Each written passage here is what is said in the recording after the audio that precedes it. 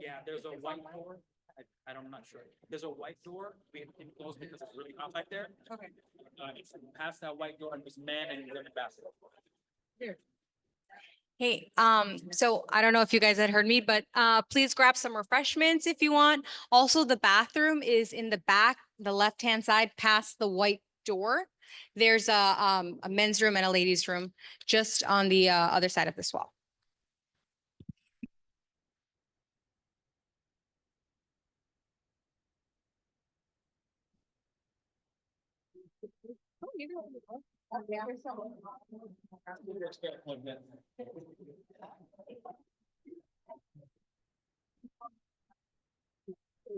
Looks like there's a bigger problem. I'm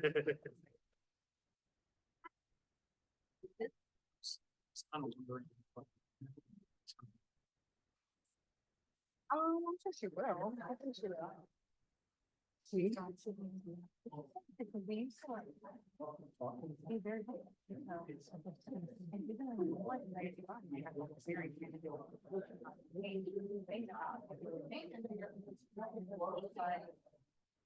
Yeah, maybe not. Thanks. Yeah,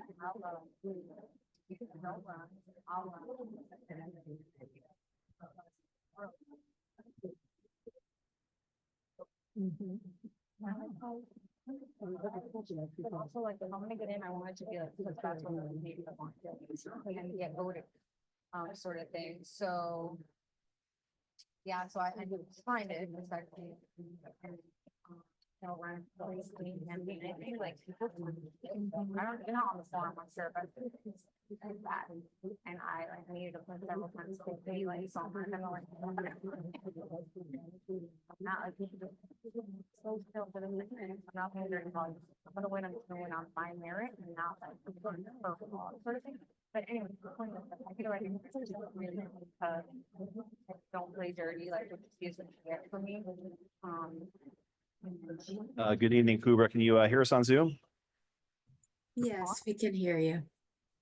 Oh, say that again, please. You're very soft. We can hear you. All right, perfect. Thank you. Mhm.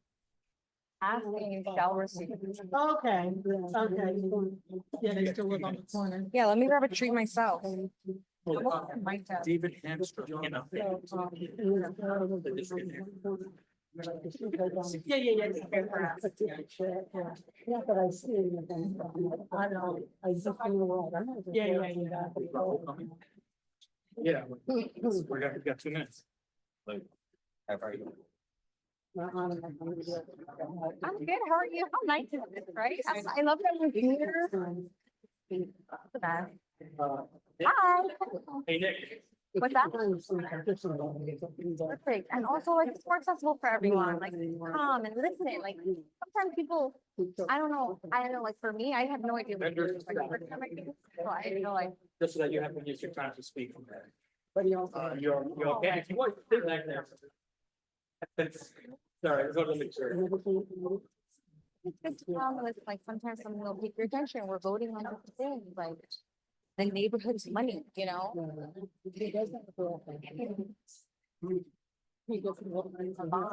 Start off up here at press. The thing that we want to like. Speak, I'll go back there, so I just wanted to give this front area to you guys, so if you need to speak or whatever you gotta do. I don't know. I'm the big, I don't find out. I could find out like how long is left on the one on your phone. If you,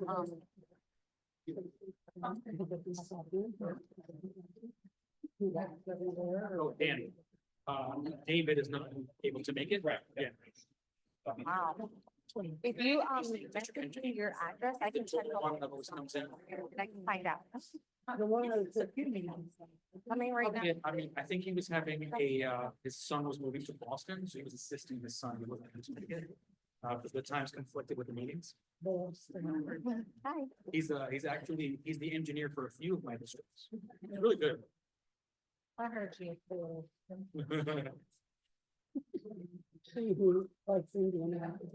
Oh, yeah. He's from Brooklyn, or the Bronx. I heard his accent. Yep, I'm a Midwesterner, through and through.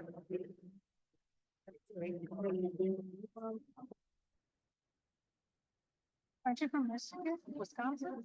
Well, I lived in one place more than about 7 years. Yeah, yeah. But I always heard like Amy accent. If there was, I would have found it, trust me. Totally. I was thinking about, since we're gonna be doing this, I'm like, it all makes a really good flan. Ooh, Yeah. you get a potluck style? Yeah, that's what I was thinking. How fun, right? Just no cinnamon for you, we know. Well, she doesn't even know. We don't even, yeah. So he ran a panel of like cinnamon, like weird food that came back on the chart. Sunflower. Well, that's in everything. Yeah. All right, good evening, everybody. It is 6 p.m. I'd like to call this meeting of the Harmony CDD to order. Here. Well, oh, I can use. As we obviously have a new location, we appreciate any patience as we, in case we have any technical issues with the new setup. I'll start with the roll call. Supervisor Cornell. Williams. Joe here. Supervisor Chokanis is not going to be here tonight. Supervisor Chairman Leet is here, so we have a quorum. First, we have a adoption of the agenda. Joseph, could you give us a quick summary of what the updates are? Sure. So tonight, there's gonna be a few items that are not on our normal list. They were actually. Yeah, you need a. Tonight's agenda is gonna be a little different than normal. I've got a discussion. You need to have a mic or the talking to there or. Sorry. So I'll just lift this and talk. Yeah. Can everyone hear me? Yeah. Okay, thank you. So tonight's discussion for our agenda is going to be a little different than normal. We have a potential discussion, I should say, for a bond refinance for the district, which then could save the district money. And then we also have a discussion for the no commercial signage for parking, that we've been discussing at the previous meetings. I don't know if everyone's been familiar with what we were talking about, but it will come up today. And that's basically it. All right, so I'll move that we accept those additions to the agenda. A second. Okay, all in favor? Aye. All right. So Joseph, if we get to any of those other items, please speak up. We will start with audience comments. Okay, yeah. Yeah, you know where to find them. Yep. If audience comments, we ask you please keep it to 3 minutes. Come have a seat up here in front of the mic. Introduce yourself and where you live. And you have 3 minutes to address the board. Thank you, Nick.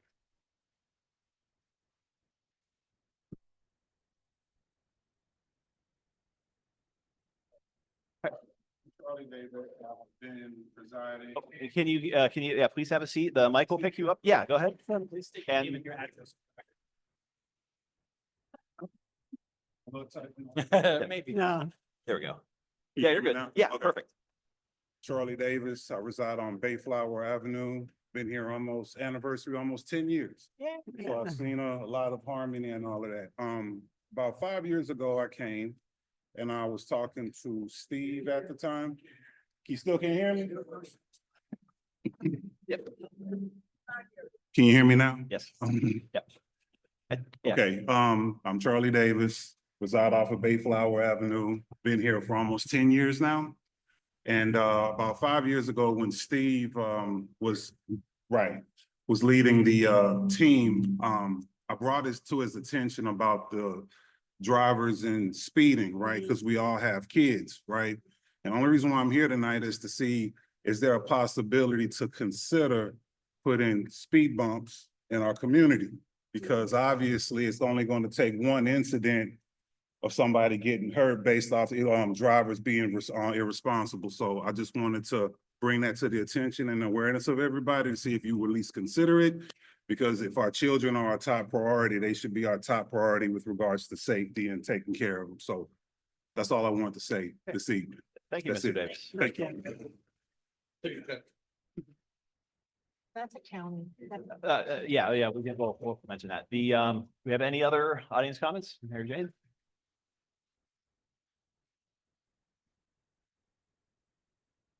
Mary Jane Sleds, 3181 Songbird Circle, and I know I talked with a few of you already. I'm very concerned about what happened at Cat Lake with the big party a couple weeks ago. The accident that happened, there was a medical emergency that was also going on. We had ambulances, we had fire trucks, we had police.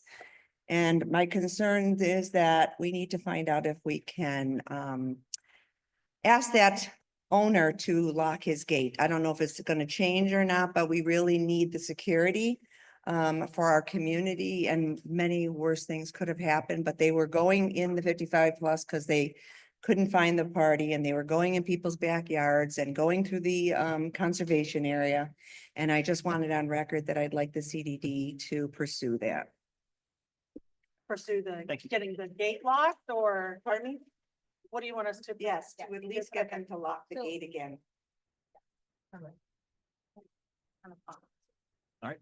Any other comments? We also have a Zoom if anyone, oh, here we go.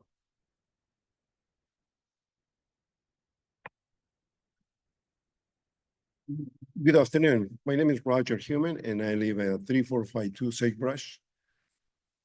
And I'm concerning about the traffic, heavy traffic, commercial, school traffic, and I'm asking myself, the CDD fix the streets in Harmony?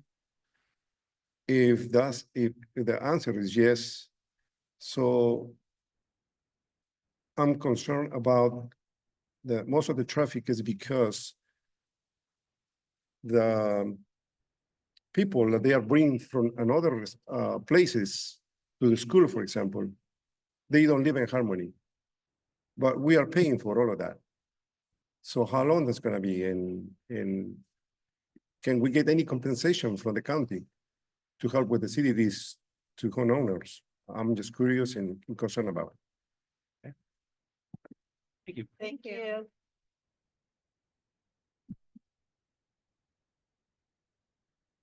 We have oh, go ahead.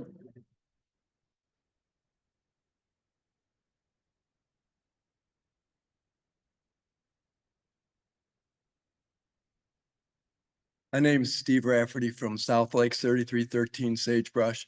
I want to second the earlier gentleman's comments on the speed bumps. I go to Lake Nona all the time for the VA. And that's that neighborhood also has lots of children, and they utilize the speed bumps very effectively. And I really think our blinking speed sign is doing nothing. And we've brought this up every time I've come, and we still haven't made any changes. So I'm just concerned about the wildlife and our children and our senior citizens also. Thank you. Thank you.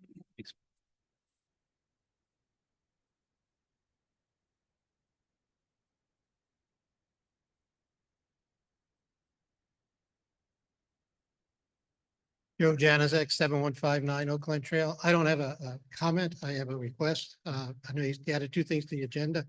I haven't been to the last couple of meetings, so I'm not familiar with that. If you guys could just summarize that. Sure. And if you are going to vote on something like that today, just be aware of the total cost of refinancing a bond. I've seen bonds refinance where it actually costs the homeowners more money in the long run because of the upfront cost and a closure cost. And by extending it out, you actually add more money in interest, just like, you know, if you have a 15-year mortgage, you make it a 30-year mortgage, you're gonna pay a hell of a lot more in interest, long run. That's all. Thank you. Thank you.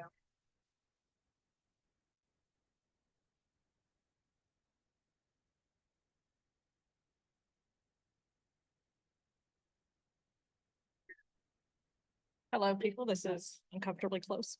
My name is Brittany Randall. Can you guys hear me? No. Can you hear me now? Yes. Thank you.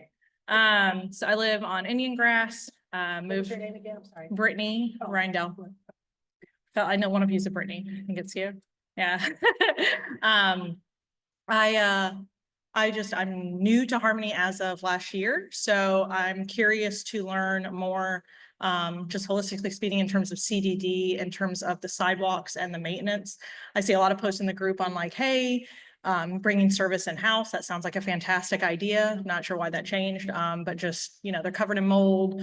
There's a lot of maintenance that needs to be done. The community is absolutely gorgeous. I'm just not sure what's HOA, what's CDD in that. So would love some education tonight on that, and just some clarity. And then same thing, I reiterated the comments on Cat Lake. I know that came up at the HOA meeting as well. And I know Mark got a lot of calls and they were all over and that sort of thing, but just concerned obviously about the property values in our community. Can't have gangs and kids coming from other areas. I think obviously everybody agrees with that. It goes without saying, but just wanted to reiterate that as well. Website tells all about the CDD, how it was founded, and then you're welcome to call. She just gave me the website for the CDD. It gives all, it tells everything. Yeah, is that better? Sorry. We have a website, harmonycdd.org. It tells the founding of has all the history of why we have a CDD, what it does, how it works. All of our addresses and phone numbers and email addresses are on the website as well. If you have any further questions, feel free to call, because the more people who understand it all, the better, you know. And I love to talk about all this, so.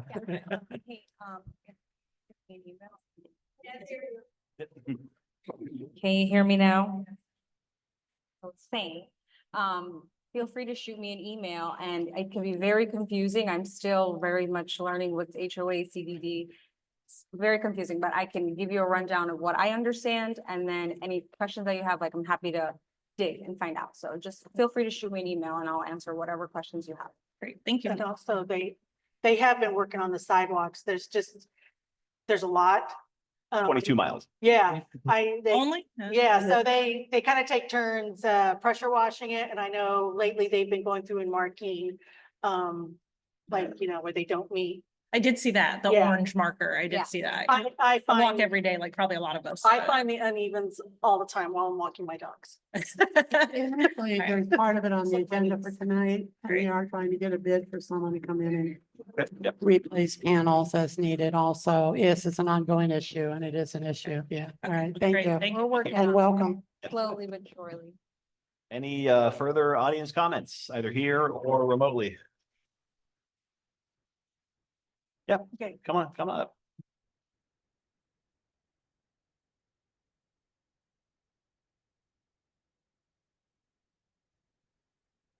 Got an issue, North Lake. Can you get your name and address for the record, please? Oh, I'm sorry, Ronald Best and 7651 Five Oaks Drive. And as you go into North Lake on the left side, where the concrete fence is, they're not cutting that there. It's growing up and kind of looking, it hasn't been cut as far as I know since we've been there, and we were the first one in there.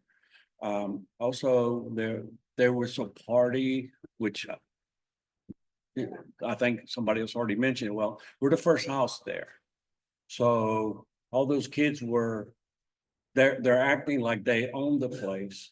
And, you know, I went out and talked to them. They were nice enough, you know, but there should be some signs saying, hey, this is we're paying for closed communities. And North Lake, of course, it closes at night.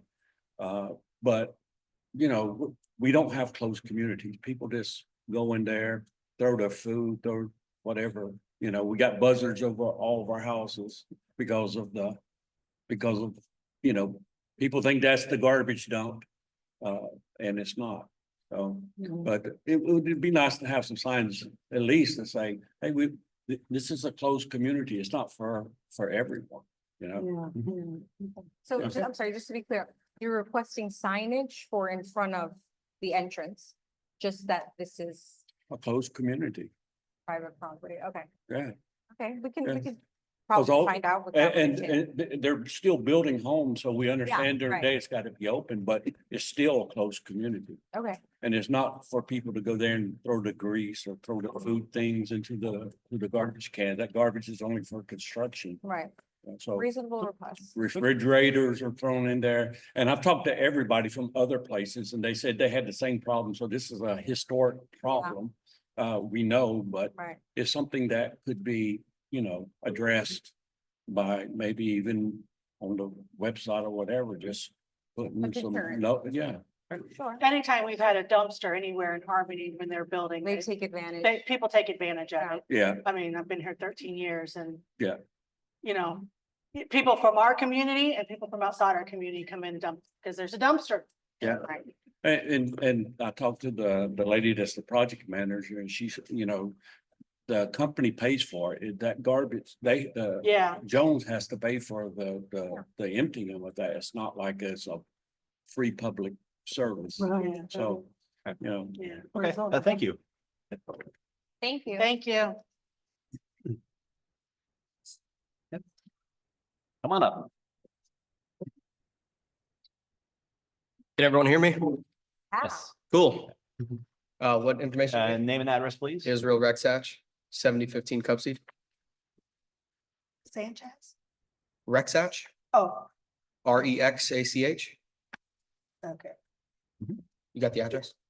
No, but. 7015 Cupseed. Oh, okay. Sorry. Just for the record. I got you. So about a year and a half ago, the alleyways were repaved. Mhm. Terrible job. And I know this is a new board. What's going on with that? Because it's crumbling at the base of everyone's driveways. I mean, they even came back and repatched. But there's gravel that's literally coming out from the sides. That on Pepsi? That's, I mean, and is anyone else having that same experience with the repaving the driveways? Well, I live on the corner of Pond Pine and Cup Seed. Mine is fine. That's Okay. my driveway. Yeah, this is audience comments, so you have 3 minutes. It's That's fine. not, yeah, it's not. No, I don't need 3 minutes. I'm fine. Okay, I mean, it's crumbling and there's pieces missing. okay. Thank you. Unfortunately, our district engineer is not in attendance this week. He'd be the one to be able to speak to those Okay. issues, and he was there for the process and to fix it up and everything. That's fine. I just want to bring it up to you guys. Thank you. Absolutely. We'll follow up. Thank you. Yes.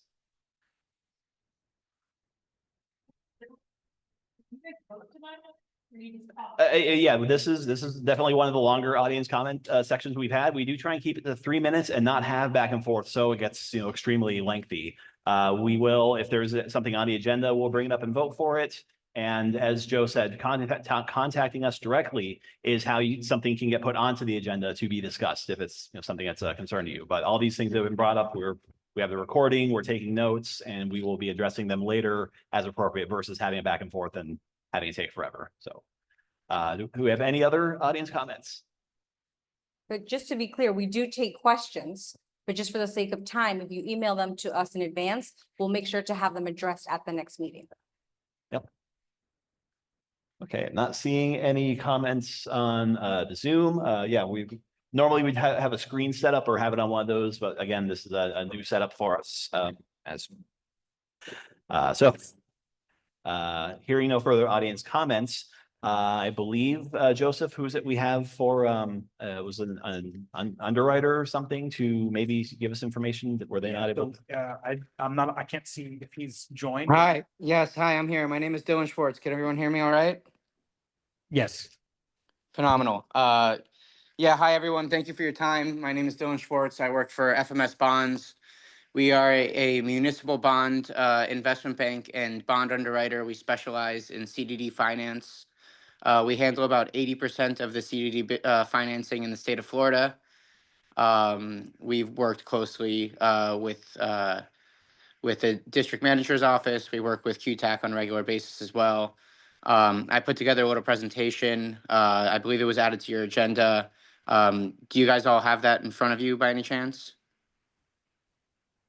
Yes, it was in the agenda. I'm trying to find the page it's on. Page 23. 20, it should be 22. Thank you. Yeah. Great. I'll give you guys a second there to scroll to it so you have it in front of you. And I'll without further ado, I'll kind of get into it now. So of course, the CDD issued its bonds in 2000 and 2004 to finance a portion of the infrastructure necessary for the community. In 2014, the 2001 bonds were refinanced, and then in 2015, the 2004 bonds were refinanced. The 2014 bonds were issued with a 5.25% interest rate. And The 2015 bonds have a 5.125% interest rate. Can you just say that number one more time? 5.25% is the interest rate currently on the 2014 bonds. And on the 2015 bonds, it's 5.125%. Collectively, there's just about $11 million of bonds outstanding between the two different series of bonds. The 2014 bonds are currently callable, and the 2015 bonds are callable, which means they can be refinanced on May 1st. Now would be a phenomenal time to go ahead and proceed with refinancing both series of bonds at the same time. There are certain fixed issuance costs associated with a bond refinancing. And by refinancing both bonds at the same time, you would save greatly. It would, typically these costs, which I can get into in a little bit more later on in the presentation, these costs come about for a single bond, and to lump it into both series at the same time, it's basically half off deal. So one of the gentlemen who was in the audience earlier brought up a phenomenal point with regard to refinancing, specifically with a mortgage. Typically with a mortgage, what happens is you have certain options for duration of the loan. There's 15-year and 30-year. So if you have, for example, a 30-year mortgage and 10 years pass and there's 20 years left, and you were looking to refinance that mortgage, you would only have two options. And one option is to shorten the maturity and do a 15-year loan. And the other option would be to kick the can out for a new full 30 years. That is not the case for CDD bonds. What we actually do is we keep the maturity the same as the current maturity. And all we do is we lower the interest rate. So it's a true apples to apples savings. There would not be additional duration or maturity on the bonds. And what you would notice is an annual savings every year until the same maturity that currently happens, which leads to cumulative savings over the time. So there's a summary kind of key terms here on page 5 of my presentation. I'm not quite sure what page that would be in your meeting book. It shows for the 2014 bonds that the principal amount of the loan of the bonds will not increase. It'll either stay the same or decrease, and you'll see on the next page that we actually have a significant decrease in principal. The maturity does not change. The interest rate would be lowered. Today, we're seeing about 4.2% as the interest rate that we think we could get based on the maturity of the 2014 bonds. There would be a reserve fund. You currently have a debt service reserve fund for the 2014 bonds in the amount of $600,000. That reserve fund can't be touched until the last year of the bonds in 2013, at which point it could be used to be applied towards the final debt service payment. However, with the refinancing of the bond, you can take that money today that's otherwise sitting idle until 2032, and you could apply it to, one, pay the fixed cost of issuance associated with the bond, and two, reduce the principal amount of the bonds outstanding, which obviously, of course, would help go towards savings, because if your loan is smaller and your interest rate is smaller, those two things compound to provide you additional savings. So there are certain fixed costs of issuance associated with a bond refinancing. District council needs to provide an opinion that the assessments are valid, legal, and binding, and would of course be reviewing all of the bond documents that are put together by the bond attorney, who prepares an indenture. That's basically the loan agreement associated with the bond. We have an attorney as well that helps us to prepare the prospectus, which is basically an offering document that we use to market the bonds to prospective investors. FMS typically takes a fee of 1.5% of the principal amount of bonds that we issue. All in all, for a typical refinancing on one series of bond, this would come out to probably around $175,000 or so. But since you have two series of bonds, which add up to a larger principal amount, this would probably be closer to 200,000. But again, if you were to do these in two separate transactions, it would be 175 and 175, and instead it's closer to just 200 for both at once. These costs that I mentioned are they come out of the bond itself. All of the professionals that I mentioned, including the district management office as well, that needs to prepare an assessment allocation report, and all of the attorneys and our office as well. We work contingent on the transaction actually closing. So if for whatever reason, which we do not expect because we handle many of these a year and they all go very smoothly, but if for whatever reason the transaction did not close, nobody would be on the hook for any dollars, and it doesn't come out of the pocket of the CDD. It comes out of the bond issuance itself. And like I said, that's really taking the money that's otherwise sitting there with the trustee in that debt service reserve fund and applying it to, well, a portion of it to pay for these costs. And all of the savings numbers that I'm going to show you are net of any of these costs associated with the issuance. Timing wise, it's about 6 to 8 weeks to close. Basically, what would happen is if you voted today to approve the refinancing of the bonds, we would come back at the next CDD meeting next month with all of these bond documents and assessment reports that I mentioned, as well as what's called a delegation resolution, which is a resolution that you guys would vote on that would give us, FMS, the authority to negotiate an interest rate on your behalf with investors. And that would have certain parameters in it. Basically, the main parameters are that the principal amount would not increase, the maturity of the bonds would not increase, and there would be a certain floor to savings that you guys would be willing to refinance the bonds at. And if we can't hit that percentage savings, then the bond transaction would not go through. So you're delegating authority to us on behalf of you within a certain set of parameters, basically. On the next page, you can see specifically to the 2014 bonds, you can see the bonds outstanding for the 2014 bonds after the upcoming May 1st principal payment. It will be just above 6.5 million at this 5.25% interest rate.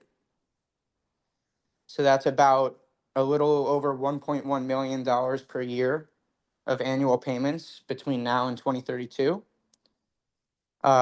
We're projecting at current interest rates, we think around 4.2%. We would be able to reduce the principal amount of the bonds to closer to 5.65 million. And that would be $956,000 a year of assessments cumulatively for all the homes that are subject to that 2014 bond. So that's saving $150,000 per year, which totals in the aggregate $1.1 million savings over the life of the bond. And that's about a 14% reduction. So whatever you see on your CDD special assessment on your tax bill every year, you could expect that to be decreased by about 14%. Moving on to the 2015 bonds, the summary of key terms is basically the same. The principal amount would not increase. It would be equal to or less than the maturity would stay the same. For the 2015 bonds, those bonds mature in 2036. We believe the interest rate would be about 4.35% for those. And if anybody's curious as to why the interest rate would be different between the 2014 bond and the 2015 bond, it's because of the maturity date. Of course, a longer duration loan has a slightly higher interest rate, which is standard across all types of lending markets. Again, there's about a $340,000 reserve fund for the 2015 bonds that could not be touched until 2036, but we could take a portion of that today to apply it towards those costs that I mentioned earlier, and the remainder would be used to pay down principal on the bonds. On the next page, you can see the side-by-side summary. 4.27 million would be outstanding on the 2015 bonds after the May 1st principal payment at a 5.125% interest rate, which is about $500,000 of annual payments from now through 2036. And we believe that after the refinancing of the bonds, the principal amount would decrease to 3.83 million. The new interest rate at 4.35% would mean that the annual payment is 452,000. And so that equates to approximately $55,000 a year of savings, which is around $600,000 total of savings over the life of the bonds. And again, that would be around an 11% reduction, 10.88% on your CDD assessment on your annual tax bill. That's basically the long and the short of it. The last page is just a quick overview of our firm. As I mentioned, we're the leading underwriters of CDD bonds in the state of Florida, handling about 80% of the CDD financing in the state. FMS and the bankers who work here have arranged the financing for the 2001, 2004, 2014, and 2015 bonds since the CDD was created. If anybody has any questions, I'm here to answer. Okay, Mr. Schwartz, thanks for the information. And I'm not sure if you mentioned council and having information they'd be preparing. That would be ahead of if we decided to proceed, would be prepared for the next meeting. Yes, sir. Exactly. Okay. Could you give us a little more information on the concept of the reserve fund and how that relates to the bonds balance? Because I know people hear reserve fund, we're typically thinking of just what we as CDD hold in our operating budget. So can you give a little more information on that, please? Yes. So you of course have your operations and maintenance budget, which goes to a general fund, which are basically your maintenance reserves for the district. This has nothing to do with that. When bonds are issued in the CDD world, cash is set aside and placed with a trustee. The trustee is the same trustee that collects the assessments after the county receives them and sends them to the district manager's office. The district manager then remits those payments to a trustee who pays out the bondholders. And in the event, for example, that there were some sort of delinquencies with paying the assessments, the principal and interest payments on the bond, that reserve account would be able to be tapped in order to pay for delinquencies while the home goes through the tax certificate sale process until the taxes are brought to current. So that's the only use at the moment for that reserve fund. And it's been, of course, untouched since the 2014 bonds and 2015 bonds have been issued, given the status of, the community being built out with regard to the homes that are subject to these bonds. And especially given the fact that, it's not a great idea to not pay your taxes. And obviously everybody's smart enough to be paying their taxes. There has not been a need to touch this. So this specific reserve fund does not have to do with the district's maintenance or budget for the operating expenses, but it's specifically only for the bonds. and can only be used to pay for delinquencies and assessments. And it can otherwise has to sit there untouched until maturity of the bonds, at which point in the last year, it can be used to reduce the assessments for the residents, but that's not until the very final year. Right. So that's kind of what that is. And since it is closer to maturity, then that reserve fund doesn't need to be as large, is what you're saying. Correct. And also, I'm there's a few other factors, given the track record and history of payment as well, and the status of the homes. The principal amount of the bonds are now far fewer after almost 20 years of principal payments. And that amount in comparison to the value of the homes, which of course have gone up significantly over the last 20 years since the bonds were originally issued, it makes it a better credit that's more attractive to investors, so they don't require nearly as large of a reserve fund. Okay. My only other question, you'd spoken about, I have a follow-up question. Yeah, go ahead. To that, Dan, do you yeah, want me go to? ahead, Okay. go ahead. So I understand the point that you're making, that this late in the game, we don't necessarily need the reserve to be so high. And I don't know much about bonds, so maybe this is an obvious question, but even if we don't need it, we're talking about almost a $300,000 difference in reserve here. So where does that money go exactly? Is it just like applied to our principal, or where's that? Correct. It would be applied towards those issuance costs that I mentioned. So between the two different series of bonds, you have a $600,000 reserve fund and a $300,000 reserve fund roughly. So that's $900,000 that's sitting idle and unfortunately not even accruing interest. So it's dead money at the moment, and it can be used to, one, pay for the roughly $200,000 of issuance costs, and then the remaining around $700,000 of money can be used to reduce the principal amount of the bonds. Exactly.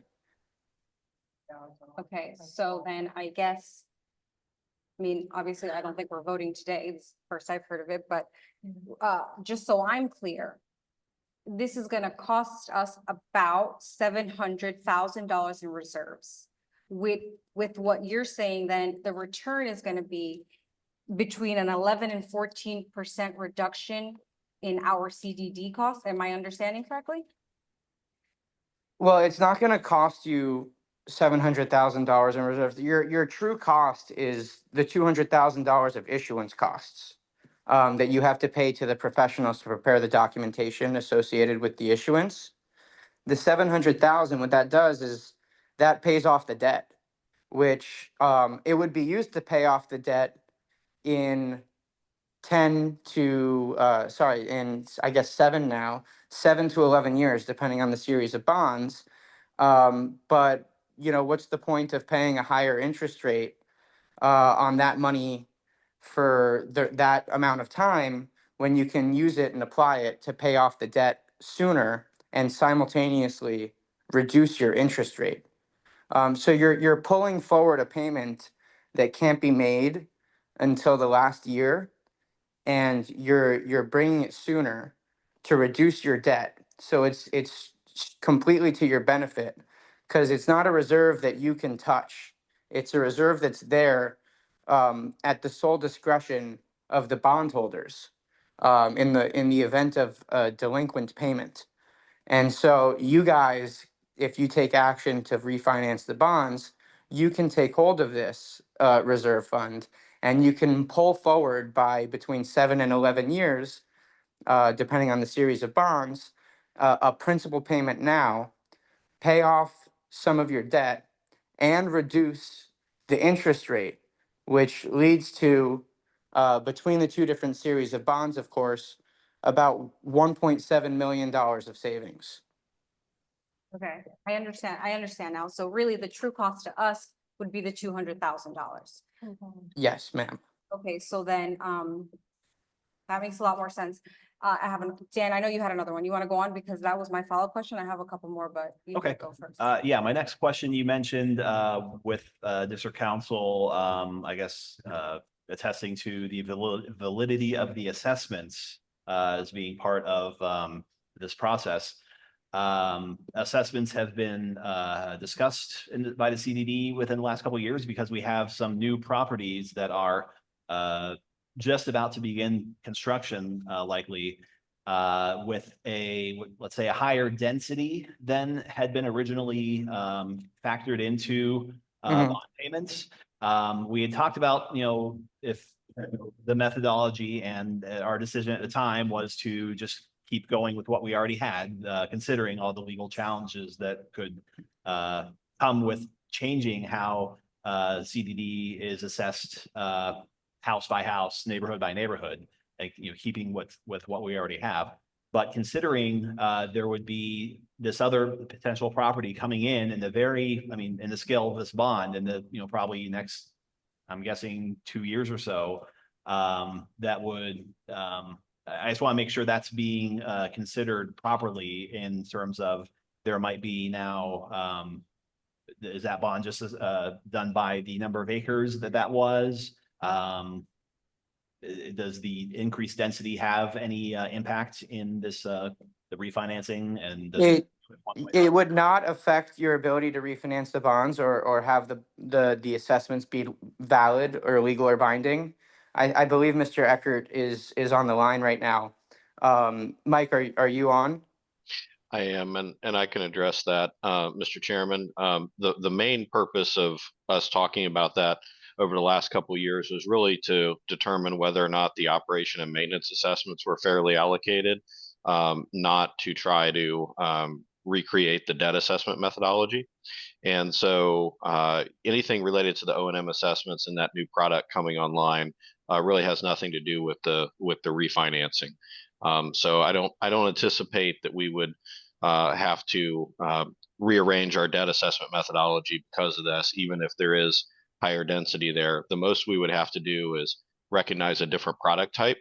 But my guess is the debt for that piece of property has already been assigned based on what the anticipated usage was. So I think it has a fixed debt assessment right now anyway. And so it would have a lower assessment, most likely on the debt side, but on the O&M side, we have a little bit more flexibility to deal with that, but we won't be locked into anything. And the only clarification I just want to make to the board is that, and Dylan's correct in that, most of the council who work on these deals on behalf of the underwriter and bond counsel, their fees are contingent. Your district council fees are paid out of the bond issuance and the proceeds, that is correct, but they are not contingent, mostly because we don't want to be either accused or we don't want to actually have a motivation to push a bond issue through that for some reason, shouldn't be pushed through.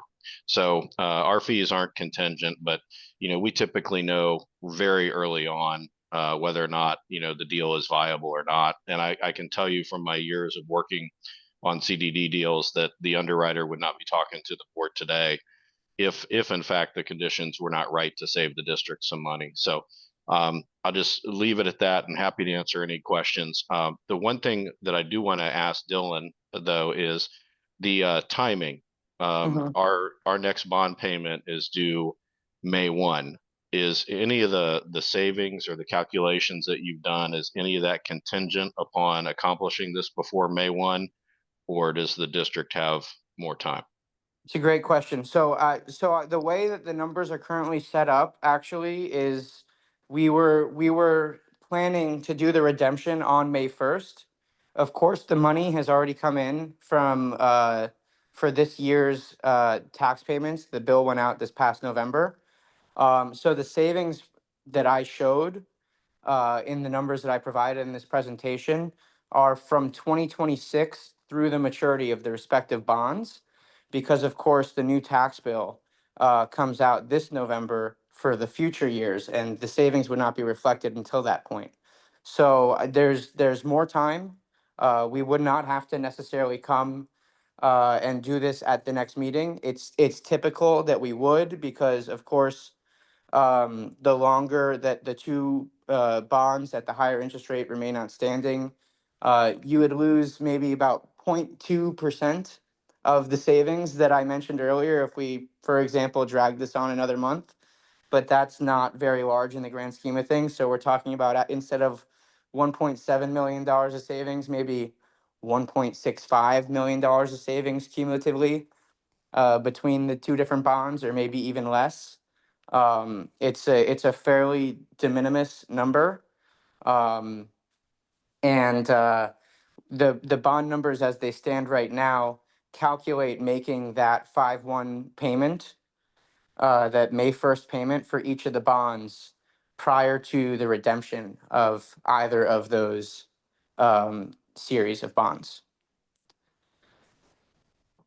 All right. So in summary, we have some time to take this into consideration, get feedback from residents and everything. And no sooner than say next month, then be able to maybe make a decision about going forward without having a outsized impact on these numbers that you've estimated and having the agenda. Certainly. Dig in on these. Okay. Certainly. And if you do want to take the time to have these conversations with the residents prior to voting on this, which you could vote at the next meeting instead of this meeting. I am aware that there was some sort of new golf course maintenance facility that was being discussed. I spoke with Mike Eckert today about that. I know that there was a previous discussion because we were reached out to about last year regarding the acquisition of an existing facility by the previous board. And I am aware that that was not the plan that ended up shaking out, and maybe there's a new plan for the creation of a new facility. I don't know where that stands or if that wants to be considered or not. I also heard public comments today talking about speed bumps and paving of alleyways. There's also this refinancing of this bond, should you decide to, rather than apply the lower interest rate to annual savings, there is the ability, instead of reducing the annual payments on your tax bill, you could keep the payments the same. And basically what you would be able to do is pull out $1.25 million to be used towards any sort of capital improvements within the boundaries of the district that you might be considering. So the presentation that I put in front of you today was really a straight refinancing. I provided that about last week to make it onto the agenda. After more discussion and hearing today, I obviously hear that I don't know what sort of capital requirements you guys might want or need to utilize. But that's an available option as well, should you so desire, that you could basically lower your interest rate. And what you would be doing is keeping your assessments the same, lowering your interest rate, keeping the principal amount of bonds the same as they currently are.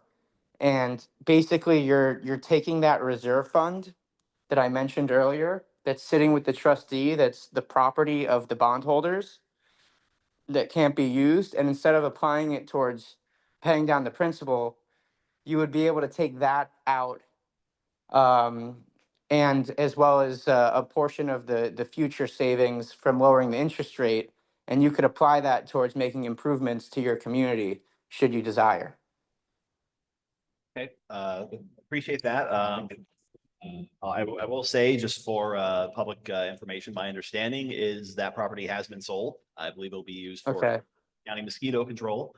I'm one vote on the board. I'd be, if we were to do this, in favor of just the refinance. I think we've always planned on, when we have projects like a maintenance facility, that we do it from our own O&M reserves. And this, yeah, doing bonds is kind of always there in the back pocket as an option, but my thoughts are if we were to do this, that would just be for taking advantage of the lower interest rate and lower reserve requirements to reduce the bond payments for the next 7 to 11 years, depending on which neighborhood. And those are my thoughts. So do we have any other questions for? No question. Yes. The rate is 4.35. I'm sorry. Yeah.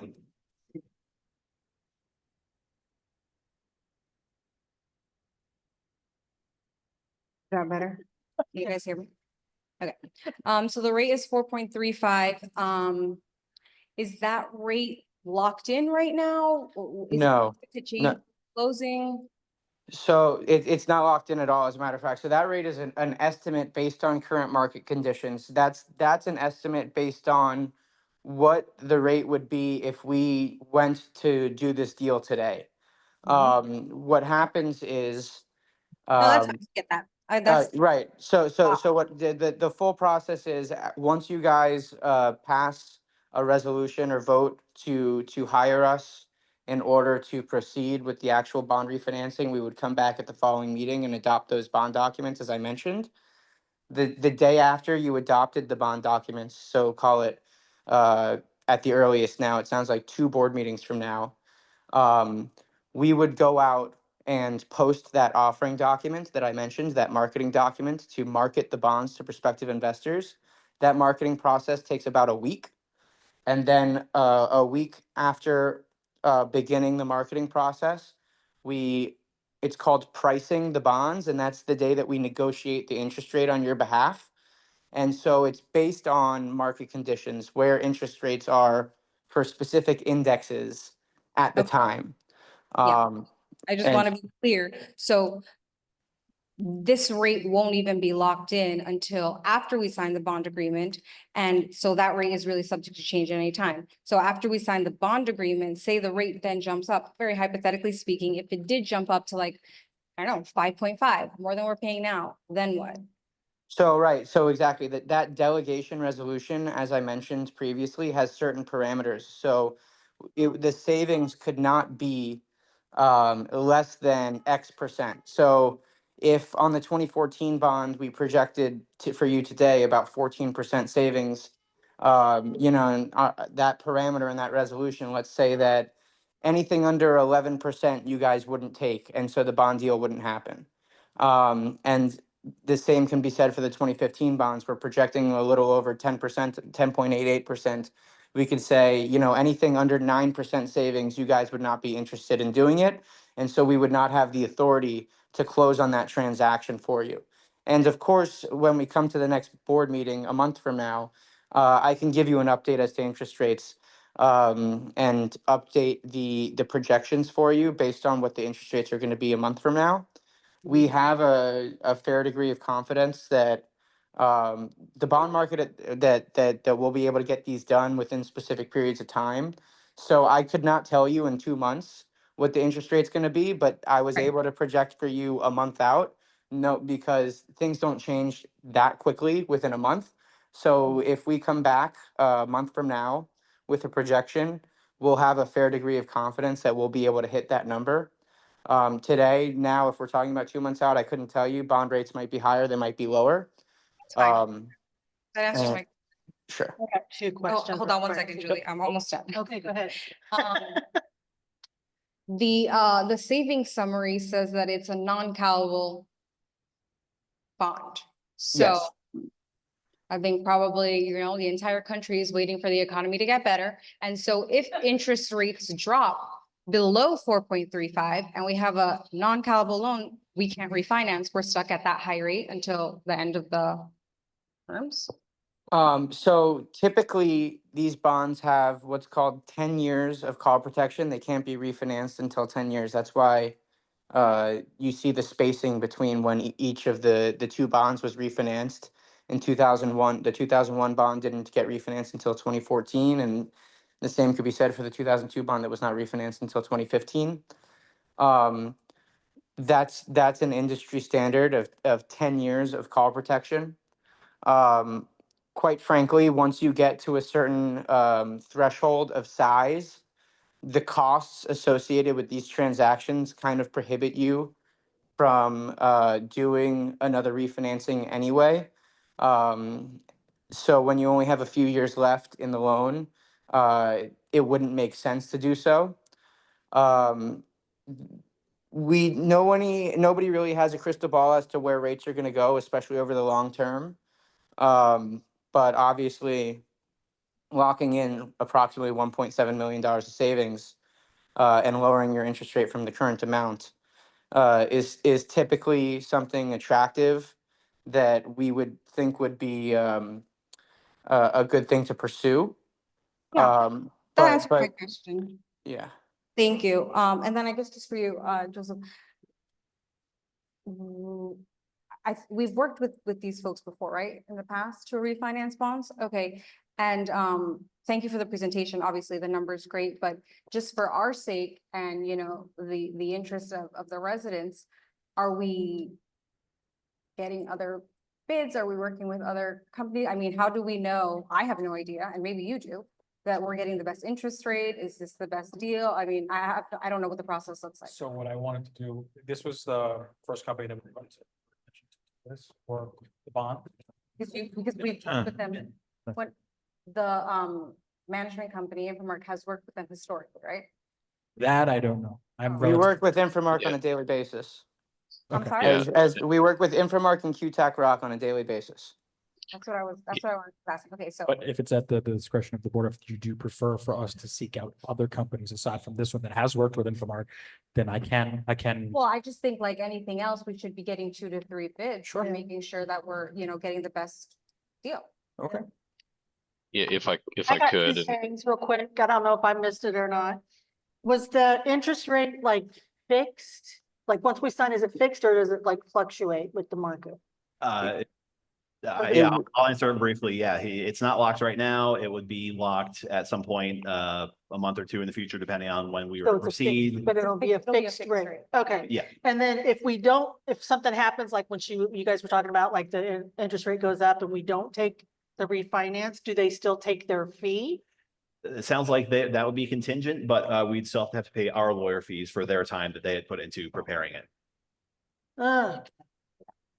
That correct, everyone?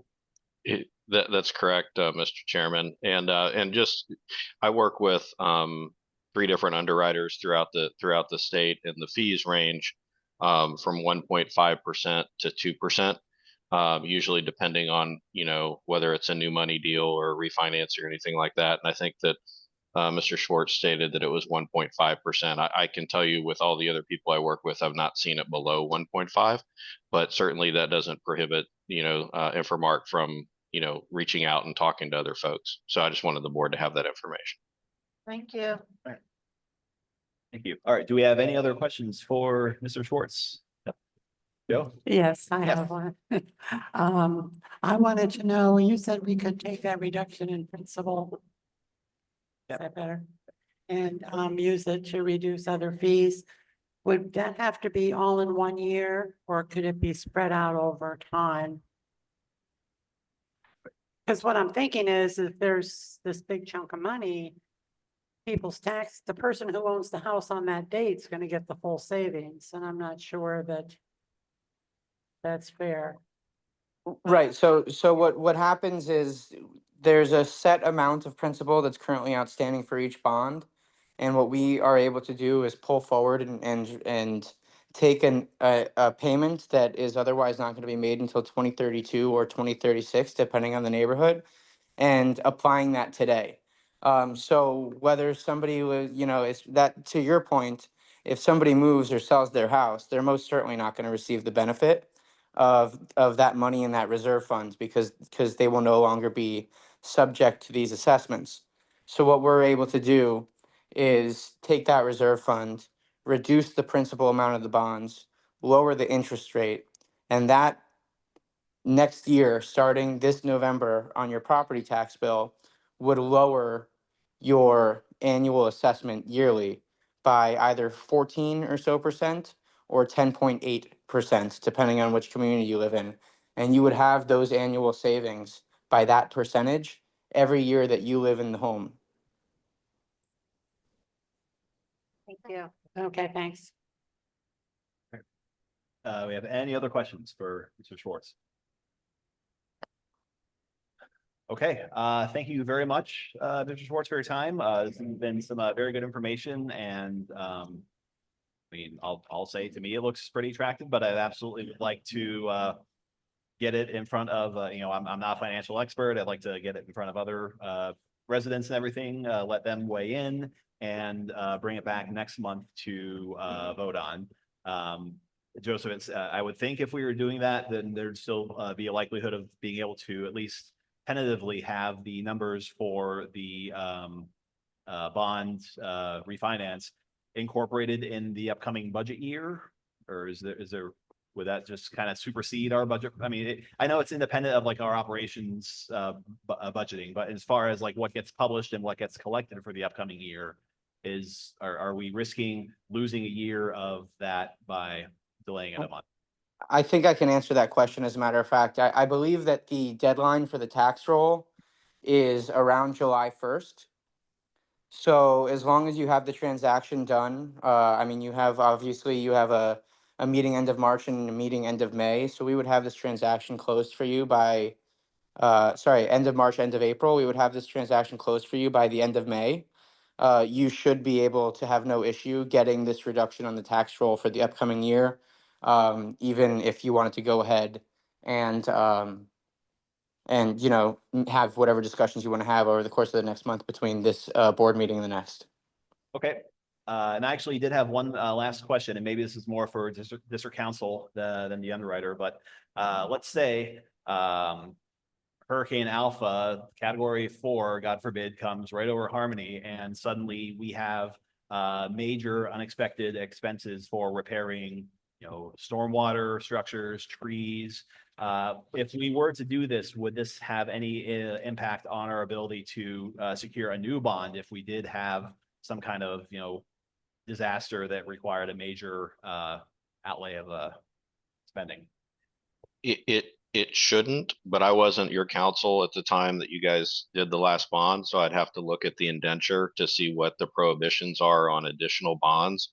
But we'll have a new indenture, and I think that, having a provision in there that says if there is an emergency or destruction of property and we need to issue a new bond, we've been successful in carving that out in indentures to allow the district to do that. So I think if we do this right, there's not going to be a problem with that contingency. Yeah, exactly. To Mike's point, the indentures that we use for the last plenty of years now, 5 or 6 years, have a specific provision in them that have a carve out for the health, safety, and welfare of the residents of the community. So if there is some sort of disaster that you mentioned, there would be a very specific carve out that would allow you to issue additional bonds. Okay. Any other questions? No, we've taken up a lot of time here, but this sounds like, to me, at least a pretty good opportunity for us to at least consider, and it's all been very helpful information. So thank you very much. My pleasure. Thank you, everyone, for your time as well. And I look forward to coming back and providing updated interest rate and savings projections at the next meeting. Thank you. Thank you. Have a great evening. Bye. All right, now, Joseph, do we have any other? So we should, I don't know, I can't really tell, but there was a Mr. Yeager who should be on the line to discuss the no commercial vehicle parking signs. Mr. Yeager, are you with us? I am. I was just here to see if you had any questions or how you were proceeding with whatever you were moving forward with there.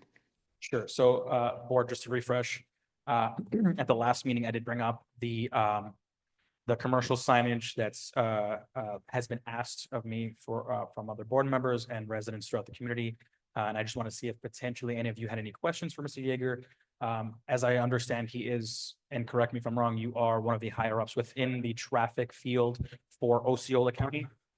Osceola County. Yes. Yeah, I'm in the transportation and transit.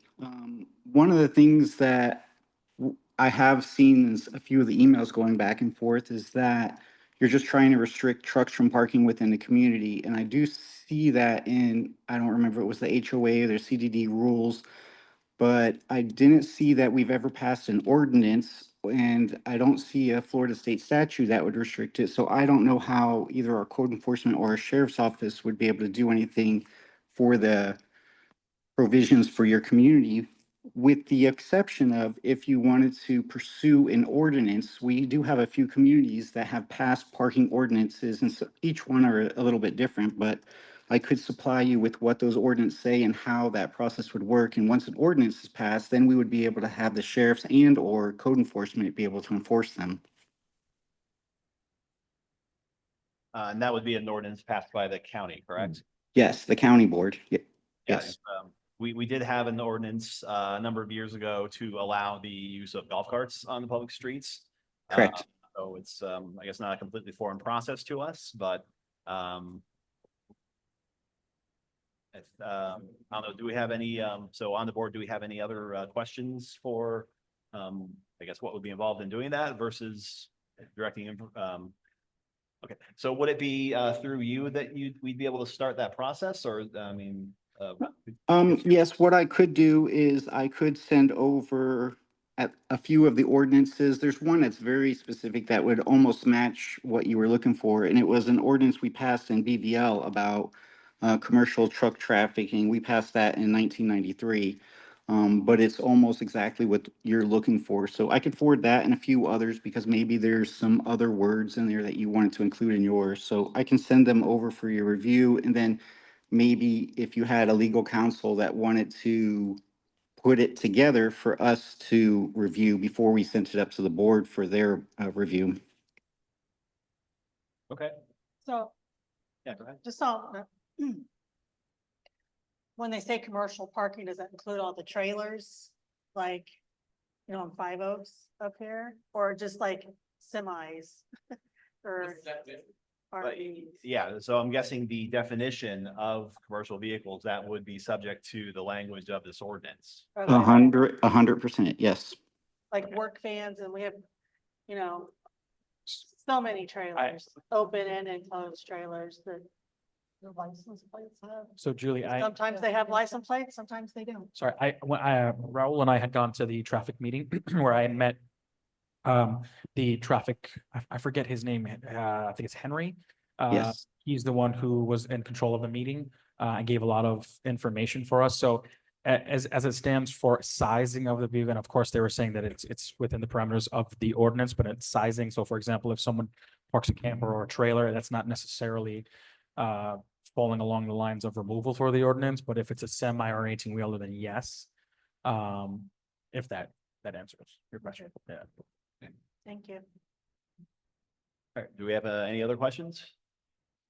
All right, Mr. Yeager, yes, we'd greatly appreciate you sending some of those draft ordinances that we could consider, and have our district management and council review that and discuss it as a board in the future to make a decision on that. Yes, Gary, please send it over to me, and then I will get with council and we'll decide how we go about this. Perfect. I will do that. Thank you, sir. And appreciate your patience. We have a, Thank you. No problem. all right. And so Joseph, that is the, all right, that is the entirety of additions to the agenda. I appreciate everyone's patience here. We had a lot to get through, but the next item on our agenda would be the staff reports. So Mr. Nick, come on up. It's like finally. Yeah. Good evening. My name is Nick with United Land Services. And I would just like to go over the report before I went over the proposals. So we're still mowing the St. Augustine turf at 4.5 inches bi-weekly, due to the season. And the Bahia is at it's at 3 inches. We had a couple of complaints via email, and I had spoke with a couple of residents here. I understand it appears to be low when you look at the St. Augustine turf. It's a dormant species, so next month I am moving to stay off of it for a couple of weeks. Allow it to grow. Once the temperatures are above 75, I do look forward to greening up, and we'll go to routine mowing. Having said that, Our main, on the week that we are not mowing, we are detailing shrubs, pencil pruning, crepe myrtle trees. I don't know if you noticed our staff's on cat briar today. So next week it will go back to mowing. Couple of issues that we are having on site. I don't know if you noticed, we had a specialist out here. So we have 31 controllers on site. If you go to some of them, they all function, they operate fine, and if you press the remote, it'll run. Some of those zones are reading error, but if you press the button, it'll show display time, will lead you to believe that it's running. However, no water is coming. 9 out of 10 times you can go to the solenoid. If we can find it, we were not provided a valve map, as we all know. We have located several of them. We can clean the ring on the solenoid and it'll be on our way. However, we have discovered several that that's not the case. We will have to replace the solenoid. So instead of troubling, the management company with each one that we found, I've instructed him to give me a list and locations and the on the controllers. So we've been working to identify that. The other issue that we're having, we had a victory. We found the kink pipe, as you know, that was last month. There was no break, but there was 2 kinks in the pipe.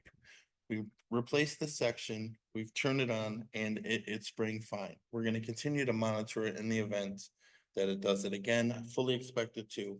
However, across the street on Caprior Road, right across from the dog park, we responded to an email. They said that it was a broken sprinkler. I wish. It's actually worse than that.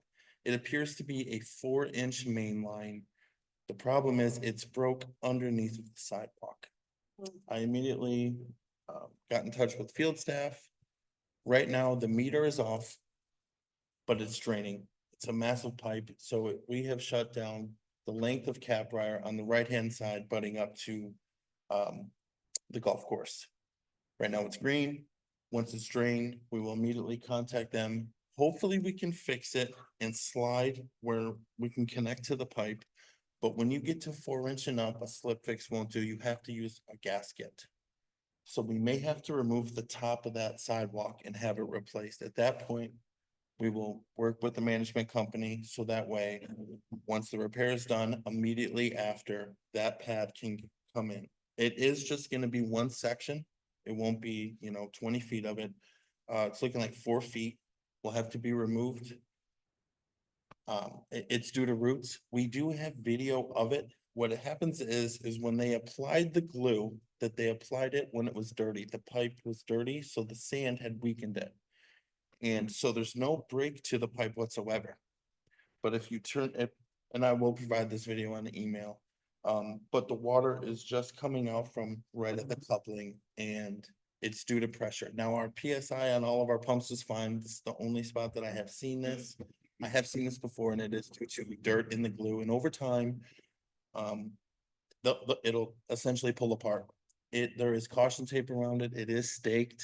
But it is a major problem. Once it drains, we will get right to it. And we'll just have to update you guys via email on that.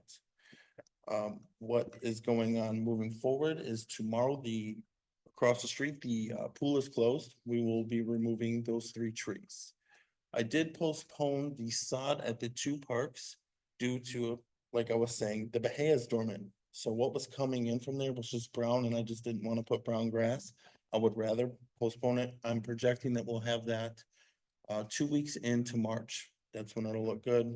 I tried to have it done on Wednesday. I actually turned the sod away. It wasn't up to our standard, and it's in an area where traffic is, so I needed it as green, thick as possible.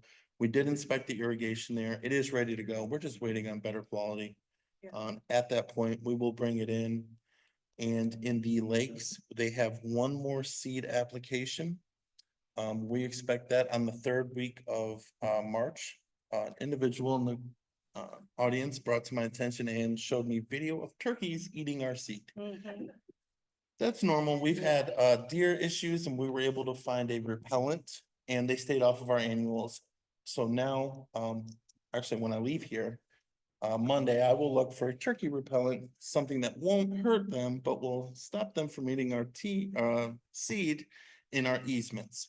So they will receive another application, and whatever repellent is available, we will apply that at the same time. A gentleman also in the audience had brought to my attention that there was a section not working. That's what I mean, where on the controller, it's reading, it's working fine. It'll go down to the minute. You'll go to it, it'll say 12:45, you can watch it come down, but if you're standing there, it's not coming on. So I'm gonna call that individual. I'm going to check that. What we'll do is we'll track the valve. Once we find the valve, we will clean it. If we can fix it, there's sometimes a piece of shell or grain of sand will get in there. If that's the case, we'll clean it, put it back. If not, we will have to replace that solenoid. I'm not seeing a lot of valves needed to be replaced, which is the bigger component. So if it's just solenoids, hopefully, I'll just put it all on one proposal to get them all fixed. The sprinklers that we've seen, we've had quite a bit fixed in the past 2 days because we're conducting the IMC. I instructed our production manager so he can be familiar with it and be more attentive to emails as they come to follow him. So he can be familiar with each zone as they go off. So that way, if we're noticing a dry area as we're coming up on the drought, last year was awful here. It's green, I want to maintain that. So to be proactive, I have him learning the system as well. So that way, if we notice an area failing immediately, we can locate that valve. The biggest issue in Harmony is because we don't have a valve map, tracking takes a lot of time. So we're working on a list now internally, so that way, if we see an area, we'll compile the list and locate those ones and troubleshoot it quickly to get relief to the stressed out areas. Having said that, maintenance wise for March, we do expect the grass to take up a little bit. We will maintain those heights, excluding the bahia. So if anyone asks, they haven't mowed the lakes, this is why, because I have plenty of people that want it higher. I understand that it's dirt in their backyard, it's not appealing. So on top of it being dormant, my staff going on there, it's just not helping it. So we're gonna stay off it for a couple of weeks, maybe even blow the debris off of it, and then just see if that helps in the future. That's my report. We had 3 proposals, and per the board's request, in the notes, in the description, it identifies the number issue from the field report. So each one of the proposals comes from the field inspection, and it identifies the month and number on it. You have a particular order you would like to review them? So for the agenda, the first one is landscaping restoration proposal. The landscaping restoration is for the very last circle drive on 5 Oaks. It's been brought up here. There's several times. The perimeter of this flower bed, if you were to take a wheel and measure it, is 243 feet. So I know it certainly didn't look, I did it twice. It didn't look like that to me. So that's why that plant count is the way that it is. These plants that we had proposed for this particular area are doing well and are successful throughout our property, lumbago and arbicola.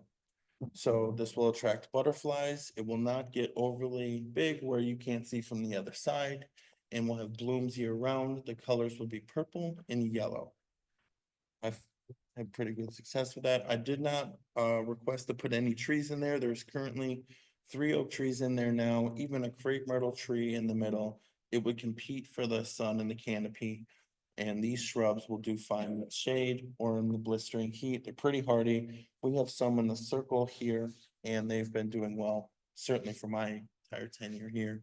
And every other year, you just cut them in half, let them go, give them some nitrogen, and they're fine. This includes, there were some areas where the sod just thinned out, looked like a chemical burn. So that includes there. So this includes the sod, the labor, and the mulch in there as well. Okay, next was across from Sundrop. Do you want to? Oh, you want to vote? You want a motion for the first as it goes along so that we can? Sure, well, yeah, let's go ahead and just discuss all of them and then we can vote on. Okay. So over here in Sundrop, there is 3 trees and 4 cypress trees as seen in the pictures. They're just old They look original. I'm sorry? Original. Original from construction. Yeah. Right. If you look in the photograph, that blue house, the pine trees do concern me in the event of a hurricane. If they fall one way, they hit the house, fall the other way, they go to the sidewalk. And this proposal was to add sod as well. Now, there was a few dead shrubs there, but that wasn't identified in there, so we would just pull out the dead shrubs at a later date. We will revisit the Pocket Park project because they were identified there last year.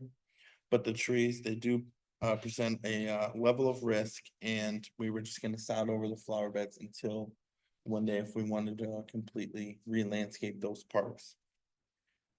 The other proposal is the same thing as seen in the picture. We have a pine tree that it appears to be from lightning.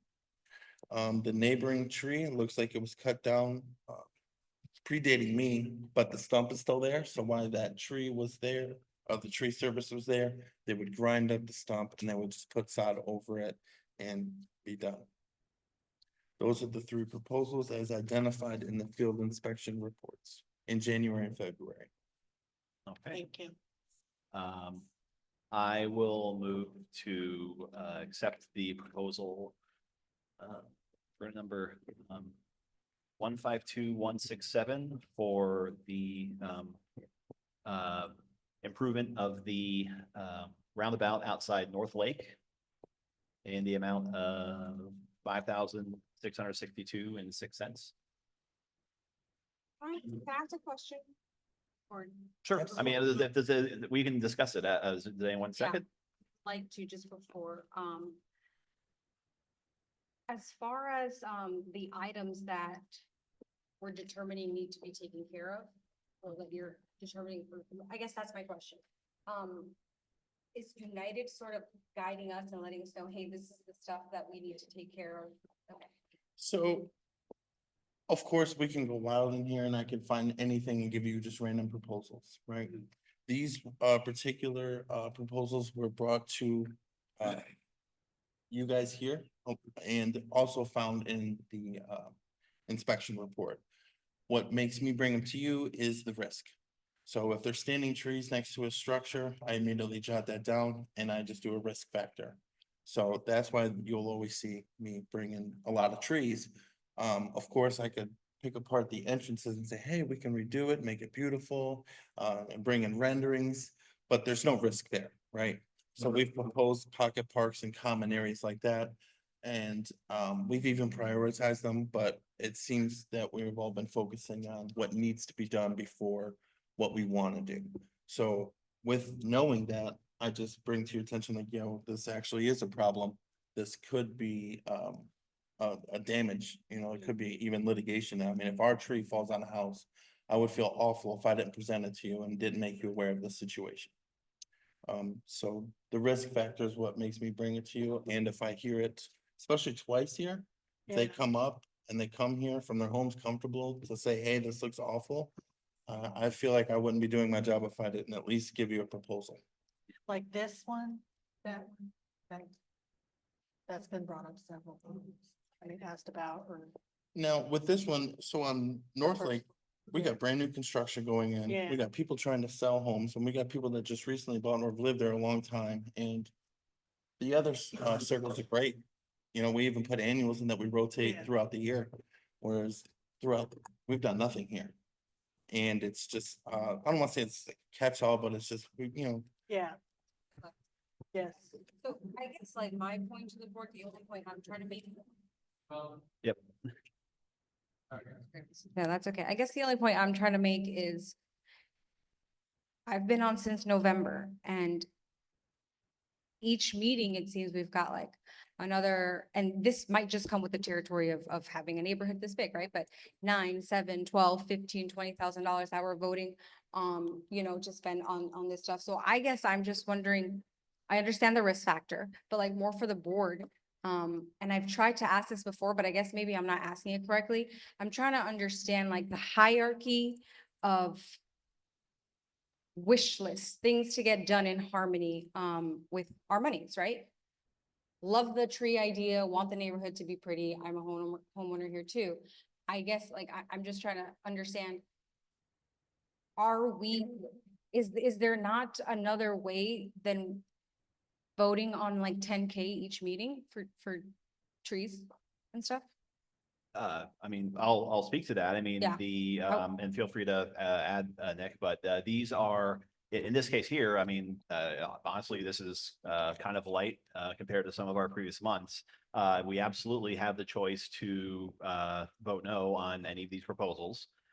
In this case, the beautification of that roundabout, that was something that was brought to us by, residents, more than once.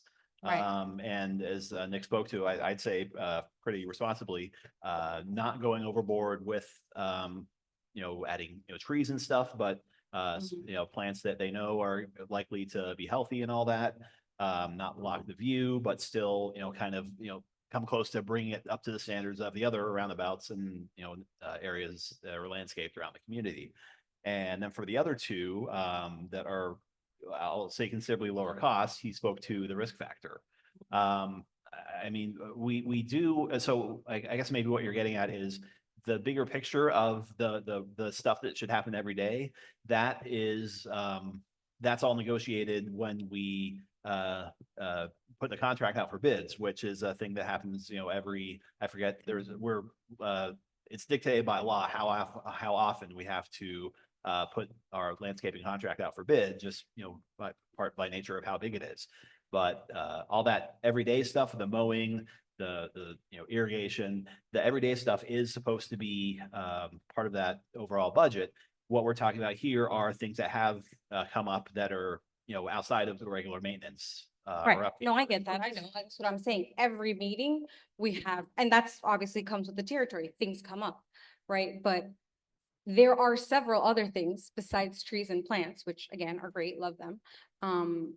That I think the residents of the neighborhood have like really expressed desire for. And luckily we have Nick here every month to kind of like guide us on the landscaping and how things are looking and where we can improve, right? So luckily we have that. We don't really have advocates for other areas of the neighborhood that'll sort of,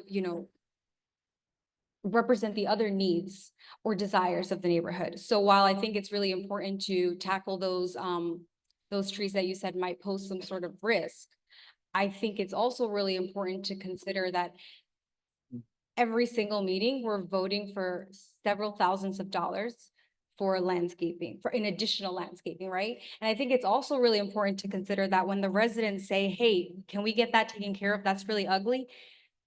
And, chalk it up to just ignorance, but I'm sure a lot of them are thinking, well, that's probably already included in our contract. We just need them to go spruce it up. So the transparency of also, guys, that's why you have to tune in. Like that's costing us today, we're going to vote on almost $10,000 of stuff. So my whole point here is I'm just trying to understand how we can get other desires and priorities sort of brought to the front line, short of mine continuing to pester people on the forum. What else can we do to get different perspectives, different desires, different voices right here to the front line where we can vote on it? Okay. I guess that's something for us to discuss, right? Yeah, not. So I can appreciate that. And like I said, when you'll see the issues identified on it, so you can locate where it was an ask. And we've evaluated every pocket park here, and they're all from like 2003. There's several parks that I could show you where the shrubs are dying, and I could come in and we propose them and they're shelved. But you could throw a dart at any one of them, and I could show you literally dead shrubs. They're 22 years old. They I don't doubt that. so knowing, that's why, because we propose them and I can kind of see, I just come and I bring what is necessary. If it's told no, that's fine. I would just feel awful that if I didn't give a proposal and it was a risk factor. I've been told no here a lot, and it comes with it, but at least that proposal and option is there for you guys to discuss. And it's there. That's all. I'll go ahead and add, I've been coming to CDD meetings, years even before I was on the board, and something that never happened before happened last month, where we had 3 residents use their audience comments time to compliment the job that Nick has been doing. So I think having, living here and obviously is I think it's a huge asset, and they've been doing a great job, and I'm not suggesting that you're saying otherwise. I think that, I mean, we have a motion on the floor to, again, this is directly addressing a concern that was brought up by multiple residents. We have the cost for it here. Our finances are, I'd say, healthy. We do have line items for maintenance of I don't have it in front of me what the exact name of that line item is. And we can certainly, table that if we want to go through the budget and, say like, how much have we spent on this line item so far for the year? That's, certainly a responsible thing we can do. I mean, just in general, I'm comfortable with the level of work that they're doing, and, we're at liberty to vote no, and we've done that on several proposals in the past. Sure. I happen to think that these 3 are, not, yes, it's a lot of money for any one person, but as a community, I think we can comfortably afford to take care of these risks that have been brought up and address the landscaping of a new neighborhood that's going in.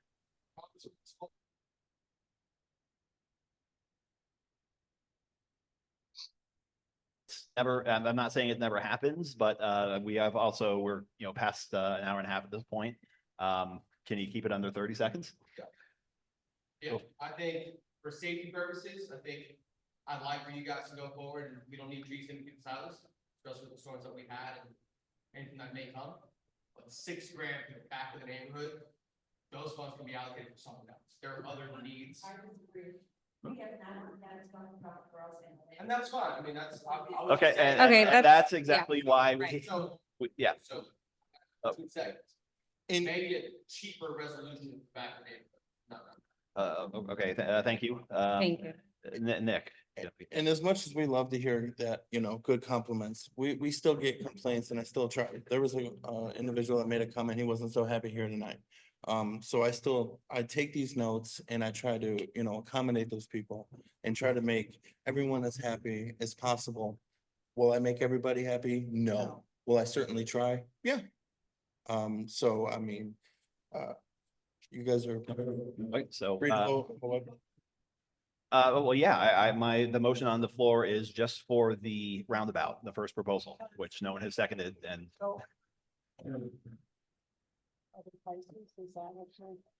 Not necessarily in this particular case. I'm going to end up voting yes on this because this has been something heavily requested by, even if it's just a particular group of residents, like they've waited a long time, they've requested it. So in this particular case, I do feel like this may be appropriate, right?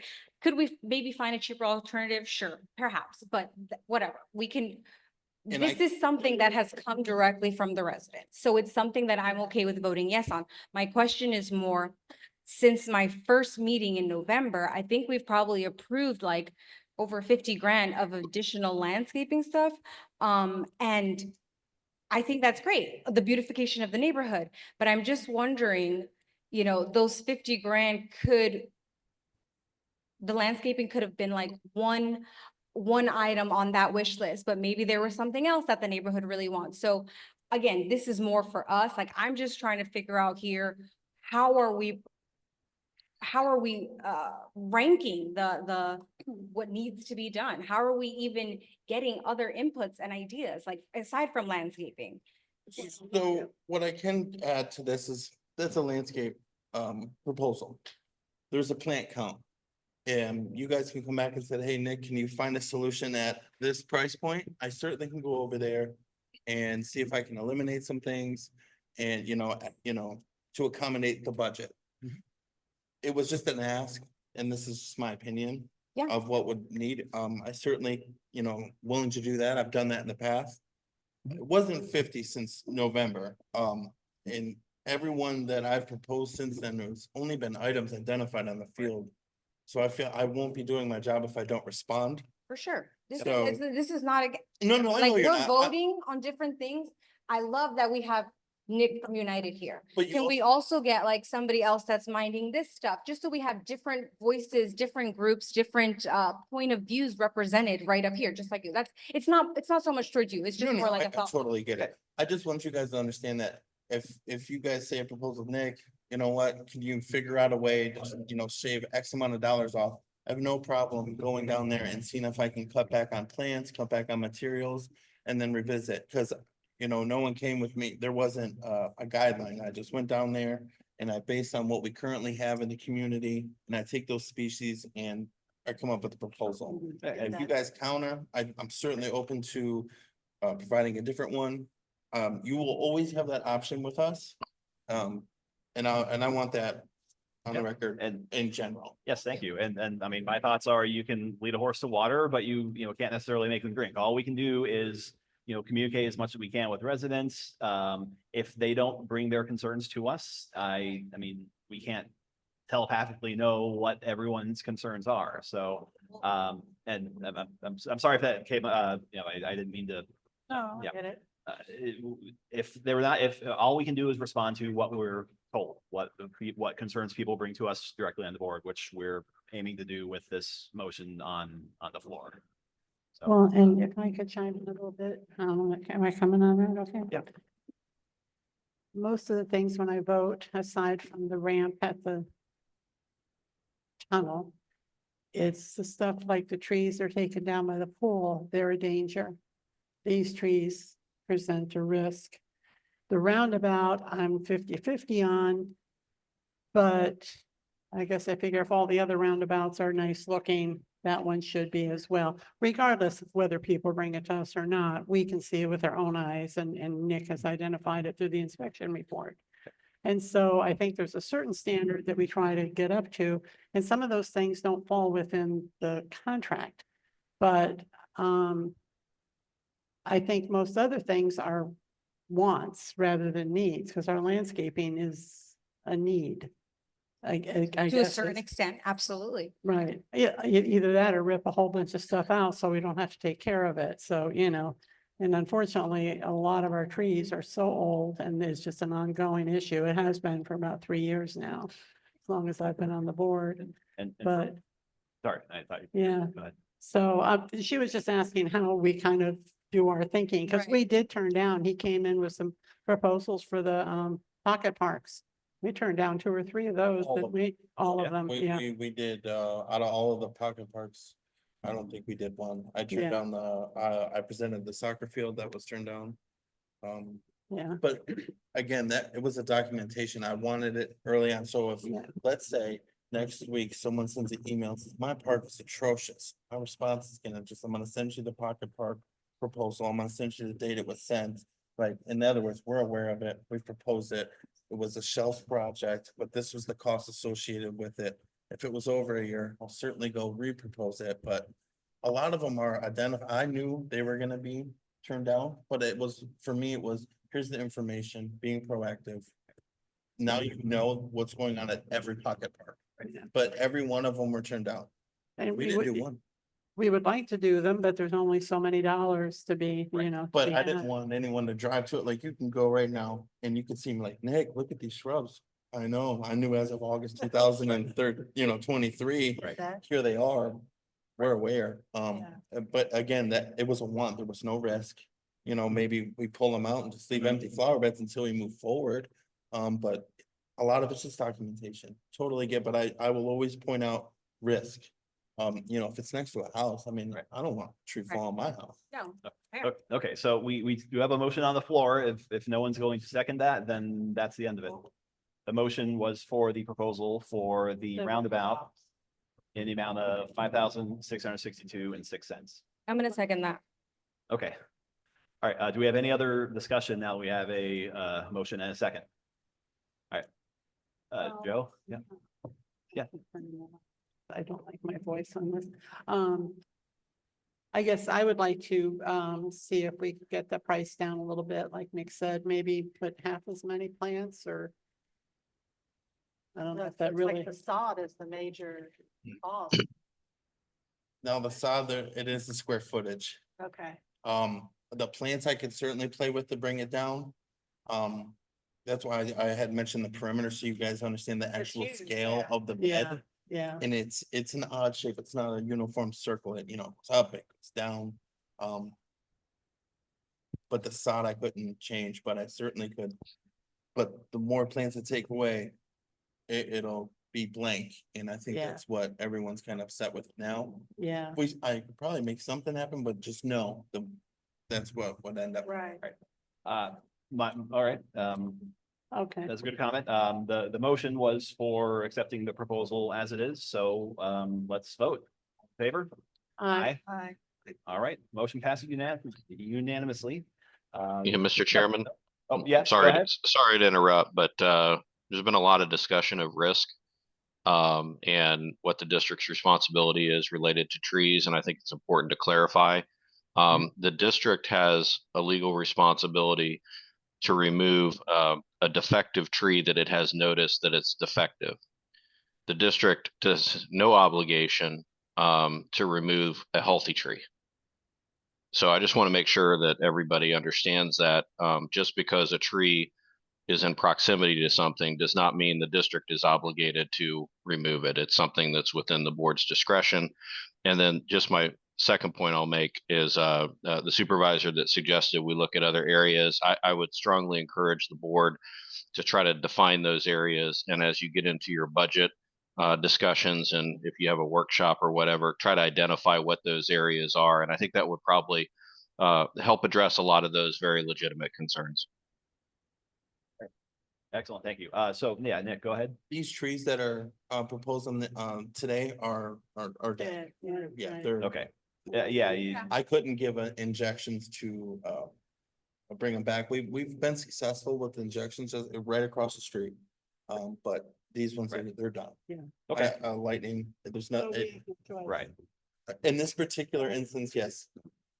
Okay, so, was that another question or? Nope. Okay, so, I will then move to accept the proposal for 152,139 in the amount of 2,259 for the tree removal on Sundrop. Second. Okay, all in favor? Aye. Passes unanimously, and I will move to accept contract 152,110 in the amount of $744 for the removal of the pine tree and stump that was struck by lightning. Both stumps will be removed, the tree and stump and the additional stump there. Yes. Okay. Second. All right, and Joe is seconded, so all in favor? Aye. All right. And you could have done something without us, right? There is a spending threshold that either Joseph, Infomark as a district manager can approve on their own, and a amount that I can just on my own. And usually that we try and only do that if it's like an emergency, like a tree is in imminent danger of falling down, something like that. Yeah, and we usually bring those things as ratification for the agenda. Yes. But these types of stuff I let Nick handle and bring to the board. Yeah. Normally that's for irrigation emergencies and things of that nature. So I wouldn't even ask. I would want everyone to. Yeah, yeah. Okay, very good. Thank you, and Thank you. it's been a good discussion, and Thank if you. you do have any other questions, oh, You've been doing great too, by the way. I'm trying. I got a couple of things I want to work on. I want to get everyone satisfied with the pay and understand the levels and the irrigation. So we're gonna keep, rocking. Just start having information sessions. Yeah. Unite with me. And I mean, we're having a budget workshop if we're, looking at, that'd be a good time to bring back, the pocket parks and, have that discussion. But I did have a resident question. The sprinklers, we have the controllers that are all distributed and everything. Do they typically have their own rain sensors? And should we be concerned if we see them going when it's pouring outside? So we have 31 controllers. Some of them are A and B, but even on those, each one has their own rain sensor. Inside this rain sensor, imagine a cotton ball. When it swells, when it's wet, it will immediately send a current to the controller to shut it off.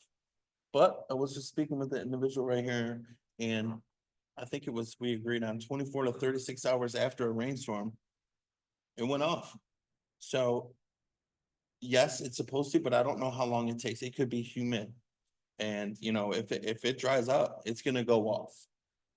They all have their scheduled days. The only way it would continue to keep going off if there was something wrong with the valve. But if that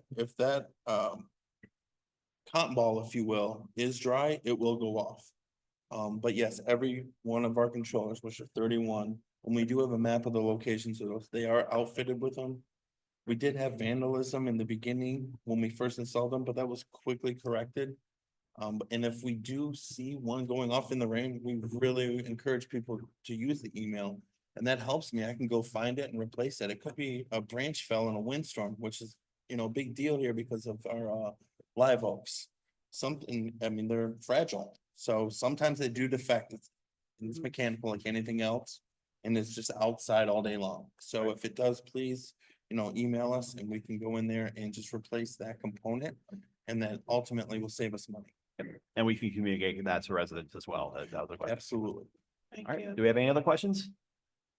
All right, thank you so much, Nick. Next on the agenda is the for waiting. field inspection. Anytime. I appreciate your time. Yeah. No, I'm gonna sit here in case there's any other Yeah, questions. it's a good conversation. Field inspection report.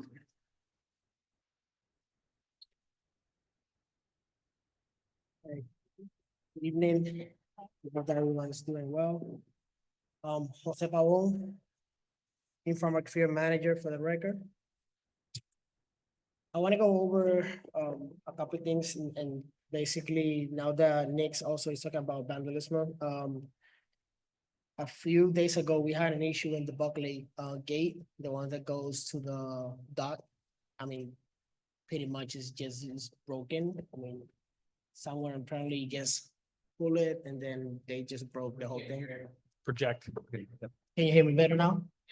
All right, so basically the gate has been all messed up. We currently had a Eye Contact Complete Access, which was the company that installed the system.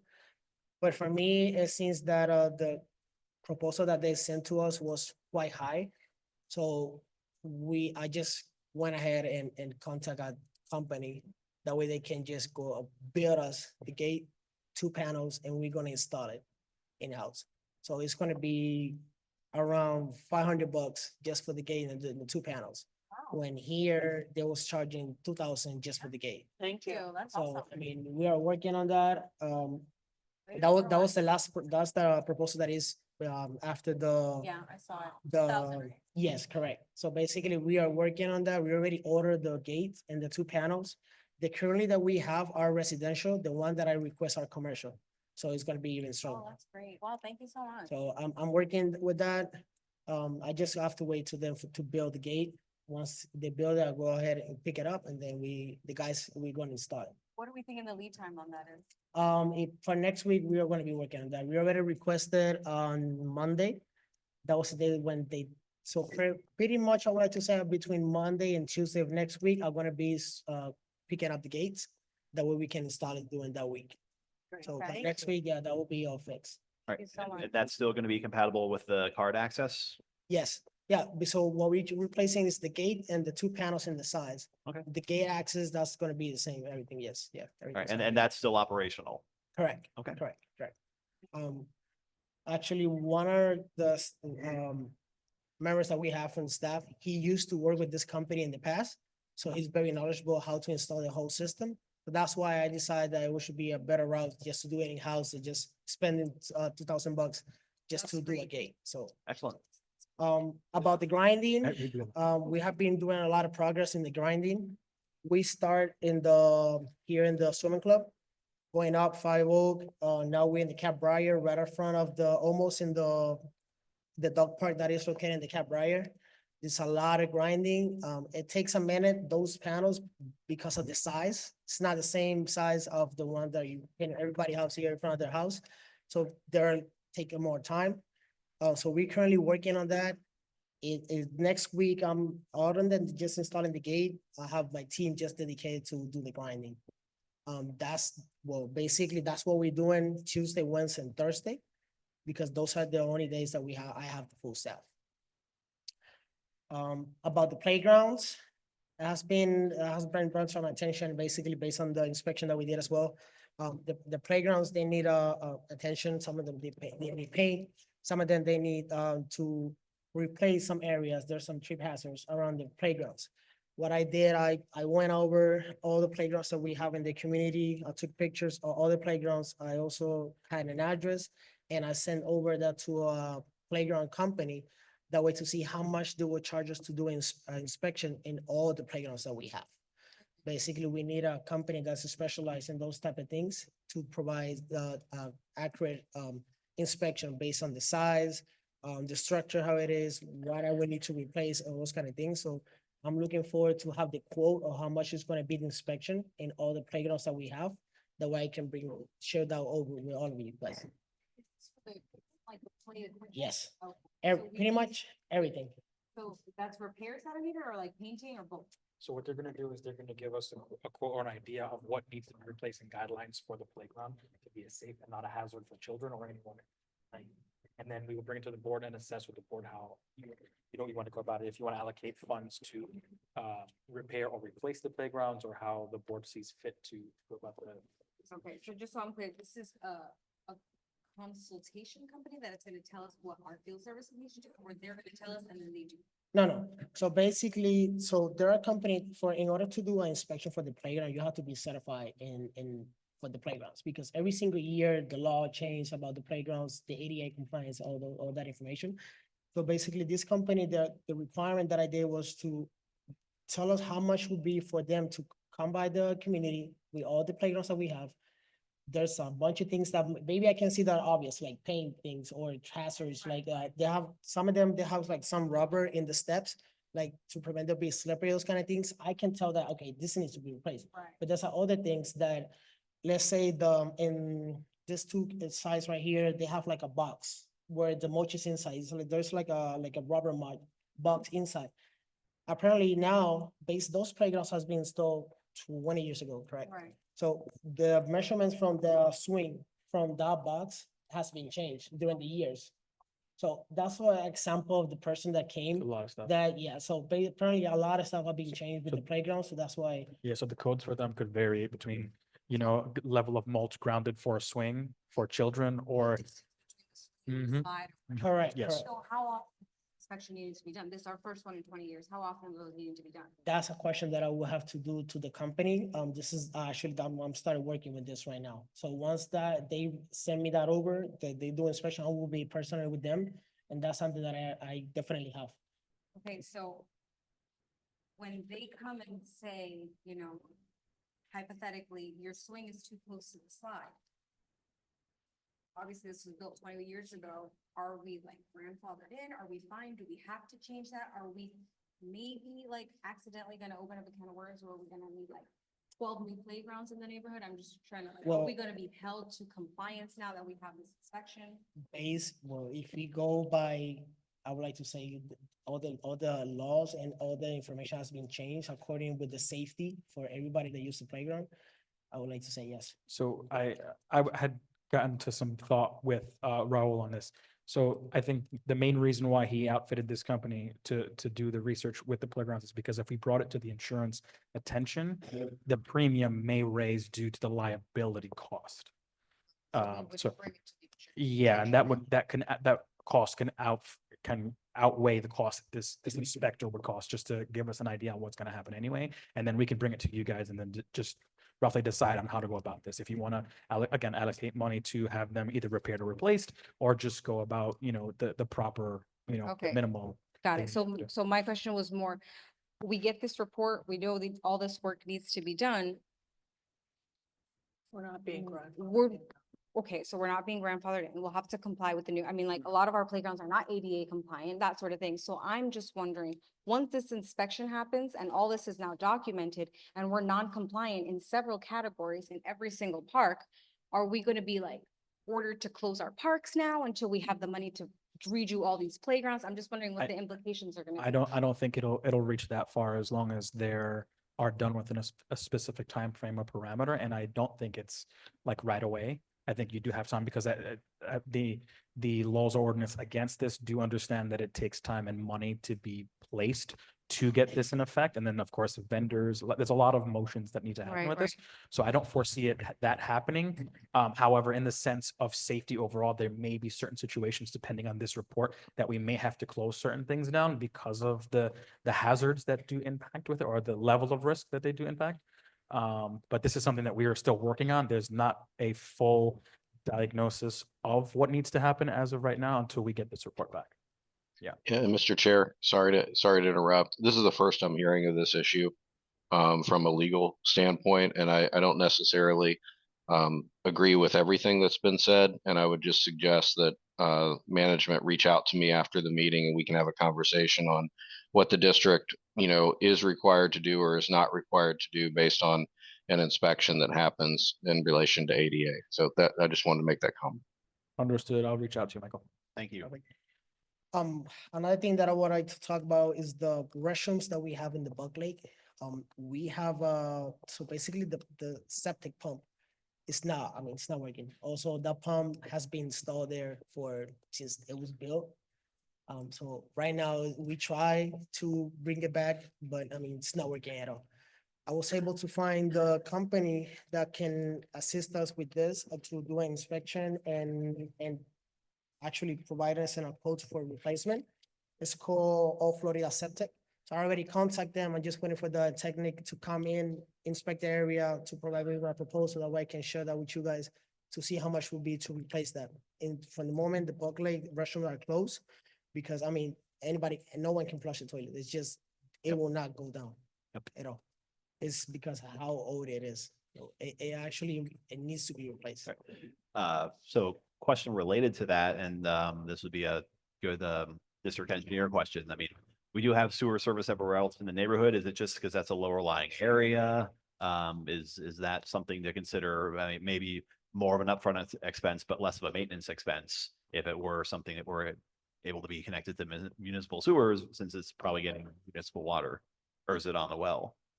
So to be honest, I can't really speak for David and what his knowledge is for this, but I do know based off of the conversation that you and I have had with David, there is an issue relative to the Buck Lake area and also other drainage issues by the pool.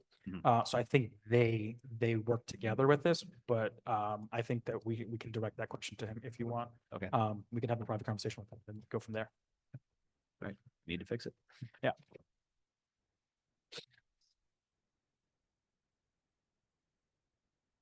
Went over, that was the issue. I'm sorry. Okay, so basically I went over the other two. Yep. Yeah, I'm sorry. I just was verifying here in this, notes that I had about all the issue that I had. We also working on the pressure washing on the sidewalks.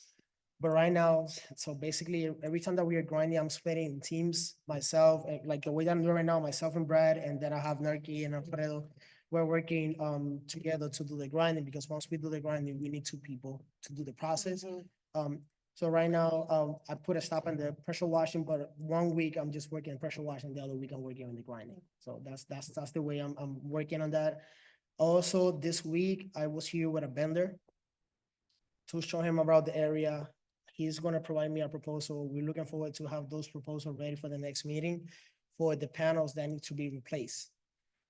Because we got a lot of panels around the community. The ones that are grinding, that's the one that we actually are attacking right now, but there's a lot of panels that they need to be replaced just because of how high are the one between the other. That cannot be grind. It can't. It has to be replaced, the whole panel. In some areas, we have to replace the panel, the one that is higher than the other one. And just because how is the ground level, also the other one has to be replaced as well. So we are working on getting those proposals for the vendor that already received one this Monday. Next week, I'm expecting to receive 2 more. That way, at least I can have between 1 and 3 proposals to present for you guys. I don't know if this is can you ask them not to drive their truck on the sidewalks? Oh yeah, for sure. See it all the time on 5 Oaks, and then I see all the dots. and they were going really fast down the sidewalk. So can you just ask them not to drive on the sidewalk and slow it down a little bit?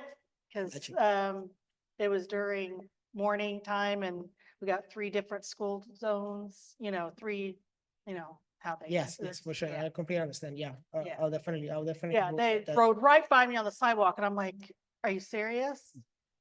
You're that lazy or? Cause what they were looking at was right by the sidewalk. Okay. You know what I mean? Yes, Like, yes, for sure, for sure. just park on the road and get out. For sure, for sure. What I want to do, I just want to make sure, thank you for sharing that with me. What I want to do just for the other 2 companies that are coming, I want to make sure to just provide them with one of the golf carts that we have. That way, instead of using the truck, they can use one of the golf carts. Yeah, yeah, I mean, I've seen that, golf cart is one thing, but when they're using the full size. Yeah, I mean, I completely agree with you. Truck. Yes. On this, and it wasn't even the wide sidewalk, it was the skinny sidewalk, Oh. It's like, no. Yeah. I can't do it, you can't do it, like, and I mean, not me, I mean, me as a citizen, not Yeah. me as a. I completely understand and I agree with you. Yes. Yeah, I apologize for the inconvenience. I will be delivering the message and Yeah. that wouldn't happen again. I don't know if based- that was the proper time to say that or not. You're here. Sure. Based on the field inspection, I don't know if you have any questions for me based on the field inspection that we did recently. So you'll come back to us with the cost of For the inspection? them to come out to do the inspection? Yes. I'm not gonna go ahead and approve that even without your, sharing this information with you guys. Yes. Yes. Do you take care of the dog parks too? Yes, we do. Okay, I wanted to say that dog park on 5 Oaks, they fixed the gate, they fixed the big gate, thank God, and filled the dirt in. But now where the, one bench is, unfortunately, we have dogs, digging and the owners are not moving the dirt back. Okay. But the one bench, closer to the big gate, I don't know, I know east which and one, west. yeah. Yes, yeah, I know. I don't know, I don't know whose dogs are doing it or what, but like the hole underneath is getting real big and I don't know if there's the stability of the concrete pad with the bench, that might want to be looked at. And then the one gate, the one double gate, again, dog is digging up and the dirt's not getting put back and then the concrete is, underneath this. I don't know if you can add more dirt there again or it's unfortunate that you have to, but I don't know if you could take a look at that. Yeah, consider that done tomorrow. I will take care of that tomorrow. Yeah, I mean, you'll see it when you go. Yeah, not a go problem. over. Yeah, but tomorrow, first time when I came here, I'll go and take care of that. Okay. Yeah. But like the one they did fix looks, I was like, Thank you. yes. And taking care of that big tree limb that was, The one next to the pond? well, it was on, It's it's on on Oh, 5 5 Oaks Oaks. down there by the, yeah, that, when I got that, I was like, Yeah, I mean, that was actually a fire truck, the one that did that. Yes, it was a fire truck. okay. They came by the same day that was actually the Monday, the 10th. We were doing inspection, the fire truck, they came, they were taking picture and everything. I mean, but they didn't do anything with Yeah. it.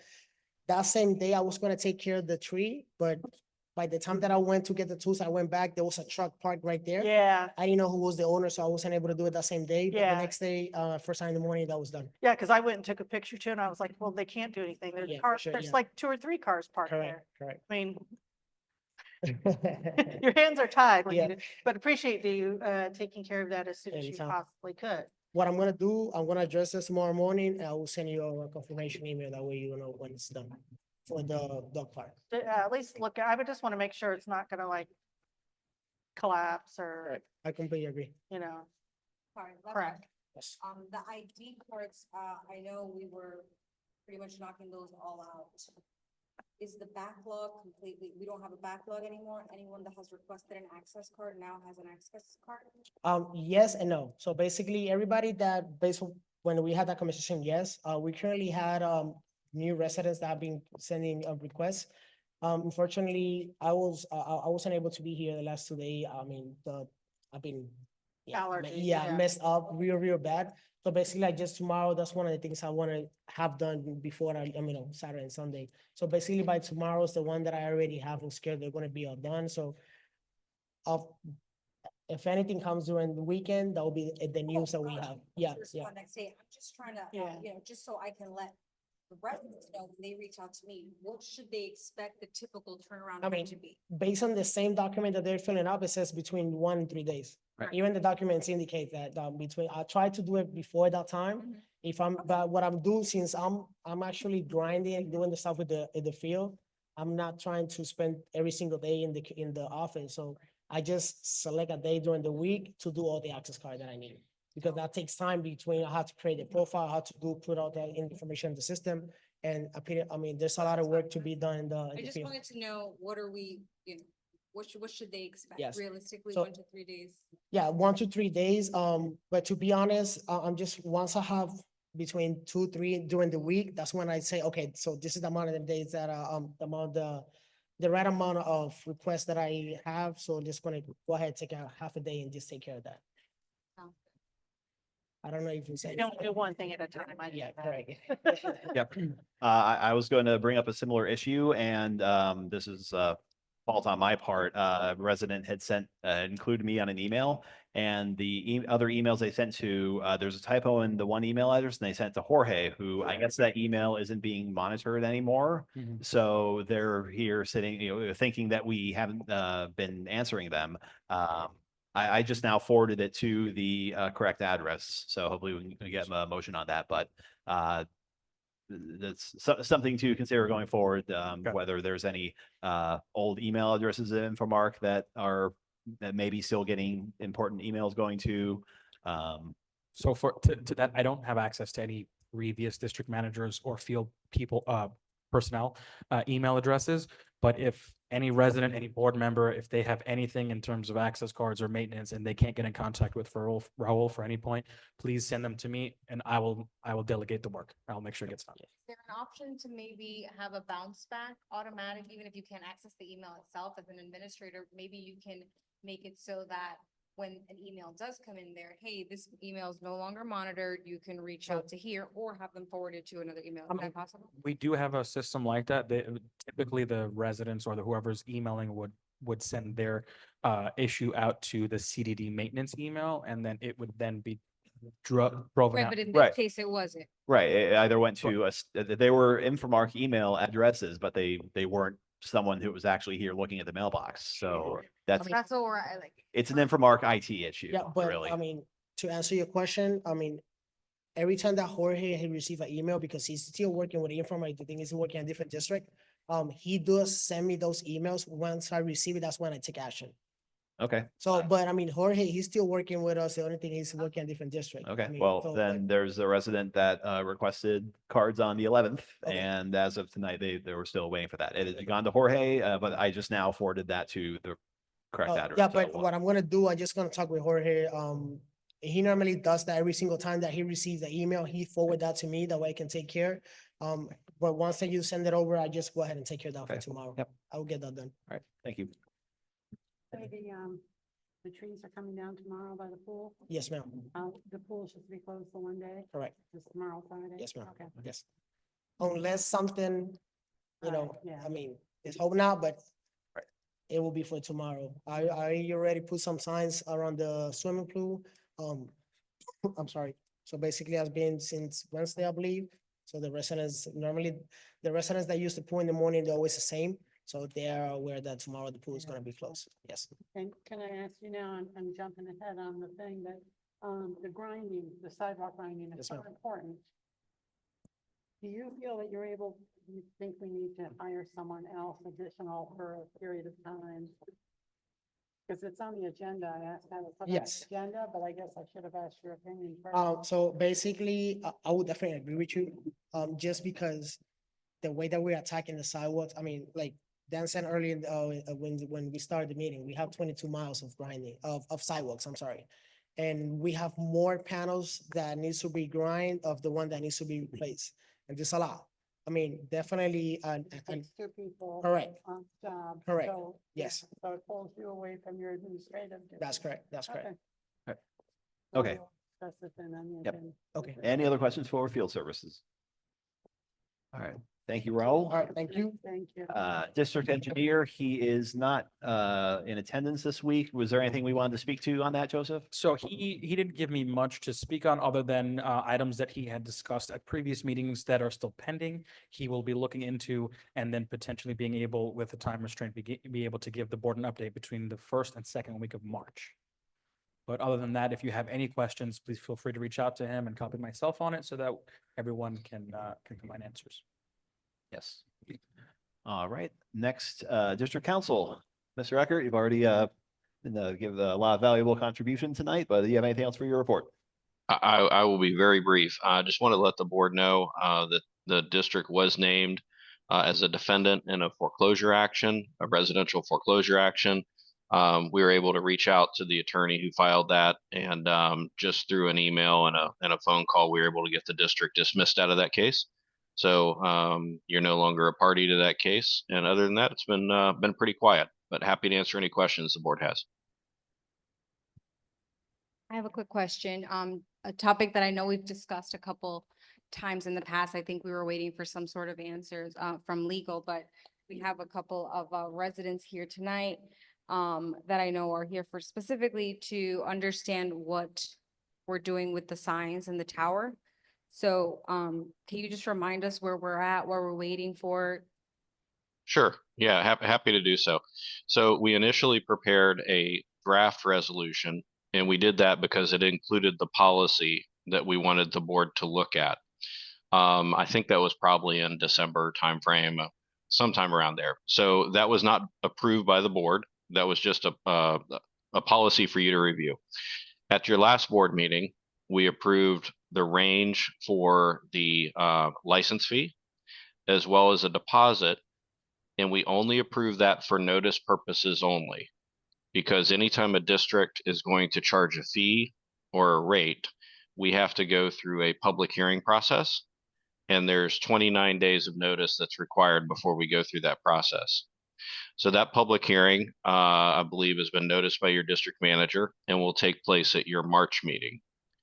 After you have that public hearing and you decide on the fee and the deposit amount, then you would be reviewing that draft resolution in final form, and the board would be in a position to adopt that program. So it would conclude in March. And in fact, nothing has been done to today's date to lock the board into anything, and the board does not currently have a policy on that, but we anticipate after the public hearing in March that the board will revisit that, and if the board is in supportive of it, we'll adopt a final resolution at that point, and that will be our final action on that issue at the board level. Thank you so much for clarifying that. I forgot all about this. Any other questions for council? All right, thank you very much, district manager. Hello, everybody. So I have a couple of things that I've been working on, and I've been approached by some residents and a few board members that just wanted to speak on. One was touched about the possible need for additional people for the sidewalk grinding. So I'm glad we spoke about that. Another few things were I'd like to speak about handicap ramps and the color indicators in which we can potentially put down. I do understand that there's been some discussion between some board members and, well, to me, and some residents in regards to vehicles blocking some of these ramps and making it inaccessible for people either in wheelchairs and golf carts, or just families using their carts to get down with their children. Now, I'd like to know if the board would be receptive, and maybe I can get with district council to get this done, because I'm kind of still unclear with what the capability for this type of work can be done. But I did speak with a specific board member, and they were wondering if potentially we can have color indicators painted on the curbs around these ramps to indicate not blocking them. And I just wanted to gauge the board's perspective on this. Some places. Isn't it a law that you can't park where it's painted yellow? And then I noticed also on the handicap ramps from the sidewalk going out to the street, they have the red rubbery. Maybe we could paint the curb red right there. Yeah, these are county roads, aren't they? So we wouldn't want to do anything without the county's consent on their road and right of way. So they own the curb too? Typically they do. And again, they may be perfectly fine with us spending our money doing it. I want to make sure that you don't do something that the county comes back Oh. and says, why Yeah. did you do that? Now you have to sandblast it off. Yeah, no, obviously, and make sure it's legal to do, but, and I don't know if it would even make a difference to people who are rude enough to do it are probably gonna keep doing it. There's probably some data too that we can find that'll indicate what the deterrent level or how much of a difference this will actually make. I mean, investment wise, it'll probably be minimal to paint some decals on if we even have the authority to do that. But again, just like you said, somebody who has, the audacity to block the lip for a wheelchair to get onto, I don't think that it being blue is gonna make a difference to them, to that person. I'd like to hear our engineers' input on that as well. Yeah, that's definitely, I think it's worth looking into at least, see what we have the capability to do. And then if we decide to find out what it costs and vote on it. So, Yeah, because it always bothers me when I see people with their strollers and they're out trying to take their child for a walk and they have to go on the grass and down the curb and, okay. Anything else, Joseph? Yeah. Also, I want to bring to the attention of the board that the HROA president, I believe Kevin Shea is his name, had approached me and asked if potentially he can use the district, the tower to store some items that the HROA has. The dimensions and the inside of the tower has been sent to him to assess, and I believe that the board would have to vote to give him permission to do so. He reached out to me as well. This is an area that it might have been used for storage of, there was like a desk and a ancient computer in there. It's inside a tower. It's not really, I don't think it has any other really viable use aside from storage. And in this case, it's the HROA. So it's, snow cone machine. It's the a material that they have for putting on community events. Their situation is they realized that they had this stuff in a storage facility somewhere, and they asked if we'd be able to store it on site. And I can't think of a good reason not to allow them to do that. Yeah. We would rekey the lock just to make sure that it's only current management and the field services that has and the HRA that has access to it. Is it empty now? Yeah. There's The desk and the computer, and that's it. It's completely empty. That's it. Yeah. That's Right. probably It's gonna go in a dumpster. it's a pretty big space. Yeah, It's 12 feet by 12 feet. So Yeah. it's a long unfinished. It space. doesn't really have any other commercial use or anything like that. I was gonna say, do we have any liability on that? So they put all the stuff in there and something happens, are we under So liability to replace, I'm sure it's the projector screen and popcorn machine. yeah, it doesn't sound like there's a lot of equipment that would have a high value. I'd still But would we have to, I'd be interested in I don't know if we have if council, if we have like some kind of boilerplate just release of, okay, you can store your stuff on our property, but we're there's not some- liable? Well, I mean, But it's a great idea. if the board would prefer, I can get with Mr. Shea and find out what he's storing in there and then have an agreement struck Yeah. with the HROA and the CDD just to cover us essentially with Mr. Eckert, if that's. Yeah, if it's I mean, okay. that would be good if it weren't for because he also reached out to me, so I spoke with him, and it's a little bit of a pressing issue. They have until tomorrow, basically, to Have get to their be stuff out, right? So really, if we're trying to help them out, which, Should. we should, I think mutually beneficial. Okay. Then we have to vote on it. too. right. The value of the property is small. Our exposure to risk seems, Okay. very, Small That was enough, just- I think small enough to where we could take a calculated risk right now. I'm I happy with that. still think that we should absolutely get with legal and make sure that, our our Ts are crossed, our Is are dotted, that we're not liable for anything. But again, just, you know, Just for to- this yeah. case to help these guys Yeah. out, which Yep. helps us out, you know, mutually beneficial here, I think. Yep. I would say we could go ahead and vote tonight. Yeah. I'll go ahead and move to allow district manager and field services to work with the HROA to allow storage of community event equipment and materials in our tower storage room. I'll second. All right, all in favor? Aye. Aye. Okay, next item. I do understand that at the last meeting, the board had asked for the GoGov and the Jungle Laser proposals to be revisited. However, I was just made aware basically last night into today of an additional option that may be suitable for the board. We have been looking into other options, and I do understand that at previous meetings, the board asked if there was anything else out there. Raul was the one, and I give props to him because he was the one who did find it. There is, do you want to speak 2 seconds really quickly on it? Is it the one I emailed you about? The, I don't think so. okay. Yeah. Yeah, big room. We need to use the mic. Sorry. So basically, with this new system that I was able to find, it's a system where we can have the boat reservation, the amenities, area reservation as well.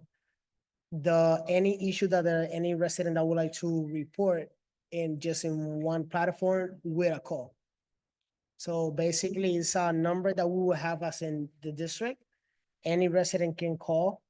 Is basically we'll have like an AI system or admin would like to say that they create that it can either create a reservation for Brittany. It can do the reservation for the Buck Lake club area for Dan, and it can does everything. Then we'll put that in the calendar. It can send me an email. So are To- you saying this is like an AI hotline? sort of? Yes. Yeah, Yes. so essentially the resident will call in, make any claim. So I believe this also works not just for boat reservations, but for trip hazard and Yes. safety calls as well. If they want to do any complaint about trip hazard that they found in the Cap Briar, they can just, obviously the resident will have to indicate the location, all that, and that the system will make sure to send over where, in this case will be me. We'll send over all that information, like how we can address them. This is a work in progress. For the And- next meeting, if you guys are more interested into this, I can bring the person that actually is providing the service. And they can present for us And and they then can give us an present it idea. for us, yes. Have it on top of my mind, but I had it like right here. Put just- you on the spot. Yeah. Hi. If you asked that question 2 seconds ago, I would have had an answer. Yeah. That's all right. I mean, yeah, we had, I mean, the email, there's accountability with emails that, yes, I sent this on the state, but again, if the address gets wrong is, you know, I like this idea. Yeah. We, Too, especially if it's gonna, the cost is gonna be Yeah. significantly less. And then, yeah, okay, so, all right. Okay. Sure. Anything else? Yes. Thank you, Raul. I have Jose? two more things and I'm done, I promise. Yes. So at the previous meeting, there was a talk about potentially getting some sort of space or acquiring for pickleball courts and then the basketball.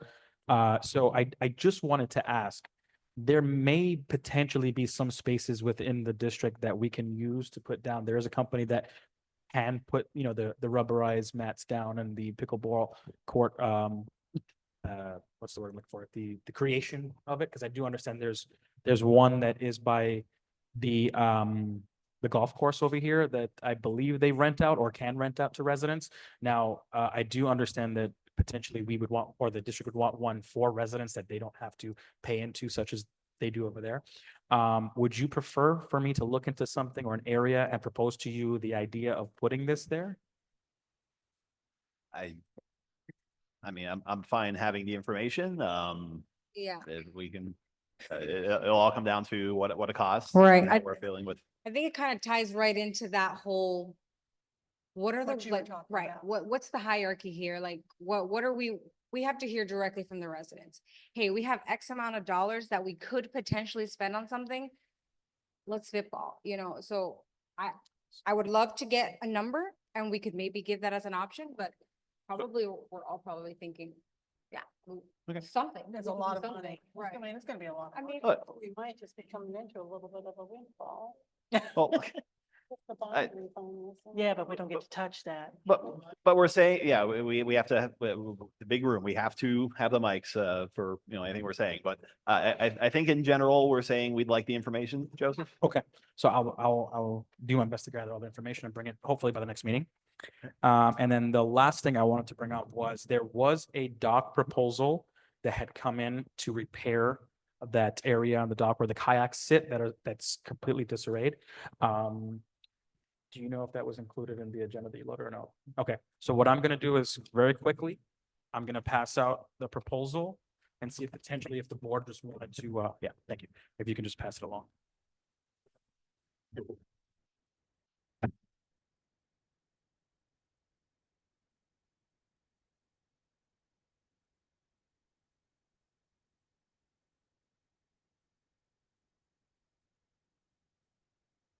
Oh, Uh, like the whole dock? No, so Well- this is just the area that is cordoned off by the kayaks where the kayaks sit.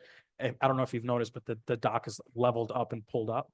So in order to repair it, this is. I haven't been out there in years. Yeah. Right. I So- vaguely remember what you're. And this happened during the last hurricane. So. Yeah. Yeah, Milton. Yeah, so for the audience's benefit, this would be to replace a 42-foot long by 4-foot wide section of dock. They go through all the details of what, proper materials and everything they'd be using for a cost of $19,500. This is one proposal. It's We need cordoned off. It's more. been for several months. Sure. Yeah, I'm We can- not in a rush to approve this. Let's Sure. see if we can get more proposals. Understood. Okay, so I just wanted to bring this to the board's attention so that I will get further quotes for you, but this is one of many. All right, thank you. Thank you. Could I bring up a point? And we just talked about possible basketball court, pickleball, Sure. the amenity of the kayaks on the boats. I wonder if we have any idea of how much all these things are used in the community? And if there's a way that we could find out, because Yeah. I don't go out on the boats Well- that often, but I've never seen anyone use a kayak or a canoe in the times I've been out there.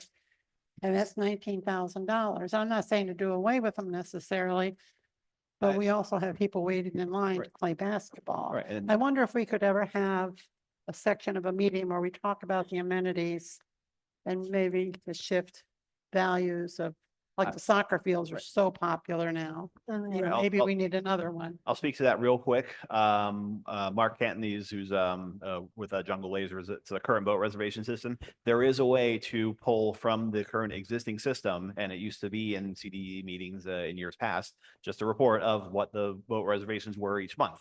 Bass boat, all the kayaks, whatever. So if that would be reaching out to Mr. Cantonese, if there's any question on how to get that report, but my understanding is that capability is there with the current reservation system. Oh, okay. So, That would be great. Can we request that? yes, So we can have that for the next week? please. Yep, and so the next meeting is Thursday, March 27th, 2025. So the workshop starts at 4:30. The regular meeting will be starting at 6. And that's it. Okay, I covered up our agenda. The next item on our agenda, which we have a few business items, but we've already discussed most of these already. First is the consideration of resolution 2025-5. Is that the correct number, I believe?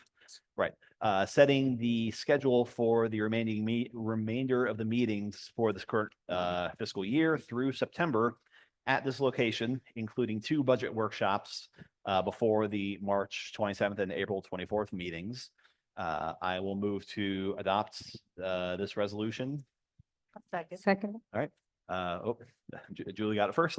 All in favor? Aye. All right, next, discussion of bond refinancing. I think we hashed that out. No further, is there any other thoughts on the bond refinancing? Hearing nothing. Discussion on the no commercial vehicle parking. Hearing nothing. Discussion on the need for additional workers for grinding. Is there anything else you wanted to add to that, Joseph? Or that we don't have estimates yet, or? Not as of yet. So for just in general, the sidewalk concrete job that's pending, we do have 3 vendors, I believe. That's correct. 3 vendors that are supposed to be coming out. Yeah, so 3 vendors in total. 1 came out and they're proposing, or they're gathering the information to give us a proposal. One is scheduled, one of them happens to be, and I don't know if you remember at the last meeting, there was one discussion of a company that can just laser off the top layer of concrete. They're coming out, I believe, in 2 weeks. Their schedule is very packed. They're a very wanted company. And we're gonna get those proposals to you hopefully by the March meeting. If not, it'll be the following meeting. Those aren't for grinding, are they? So some of them I think are for grinding. Are they? It's fully replacement? So I know the company that's coming out to basically cut a layer off will be slicing it. They're not going to be grinding. They'll make minor repairs if needed. Like, so for example, if there are cracks, they will adhere to the crack, but they will not be replacing any panels. They're just to slice and level out the panel as is. The other companies will be full on replacement. Right. Your mic. Your mic. I apologize for that. But I think we need more help to get the grinding moving along. Don't you think? That's what I'm wondering. Can we, I don't even know if this is possible, but is it possible to hire temporary help and get 2 more people in here to do the grinding, maybe full time for a month and catch up, because there's so many spots that are getting dangerous. For sure. I totally understand. And by the time we get these other bids, now we're still have to vote on that. And by the time they start, we're looking at another 2 or 3 months For sure. before that starts. So So I spoke to Field about this, and we are in the process of seeing if that is an option, just manpower wise, because it is an issue with getting additional workers here, not because of Infomark or pay or anything like that. It has to do with distance from where everyone lives. So it's very hard to try and get someone here to just put that job on to get it done for us, but we are working on it. I hope to have an answer by the next meeting. Okay. Thank you. And we also discussed the handicapped painted indicators. So that takes care of everything on the agenda for business items. Moving on for the consent agenda. Does anyone have any feedback on the minutes, financial statements, or check register from the previous month? I think that district council might have something for the minutes. Yeah, I had several comments on the minutes. Some of them are material and some of them are not. On line 20, it was just a capitalized clay brick road because it's actually a road, not a description. On line 29, I requested that they change May, the word May, to December 31st, 2025, and the board may want to hold off on training until after May when the legislature concludes the 2025 session. Line 131 to 132, replace all the text with the real estate records for ingress egress utility tract B1 and ingress egress utility tract 2, which are over 20 years old, were poorly prepared. However, based on the December 2003 corrective deed for these tracts from Birchwood Acres to the CDD, it is more likely than not that the current adjacent landowner can engage in construction activities on the roadway. And on line 137, add for notice purposes only at the end of the line. 141 in the motion box, add for notice purposes only at the end of the line. And lines 148 through 151, I don't understand that paragraph, because the CDD shouldn't be contacting a towing company to tow vehicles off county roads. So I don't know how to fix that, because I don't remember that being a discussion.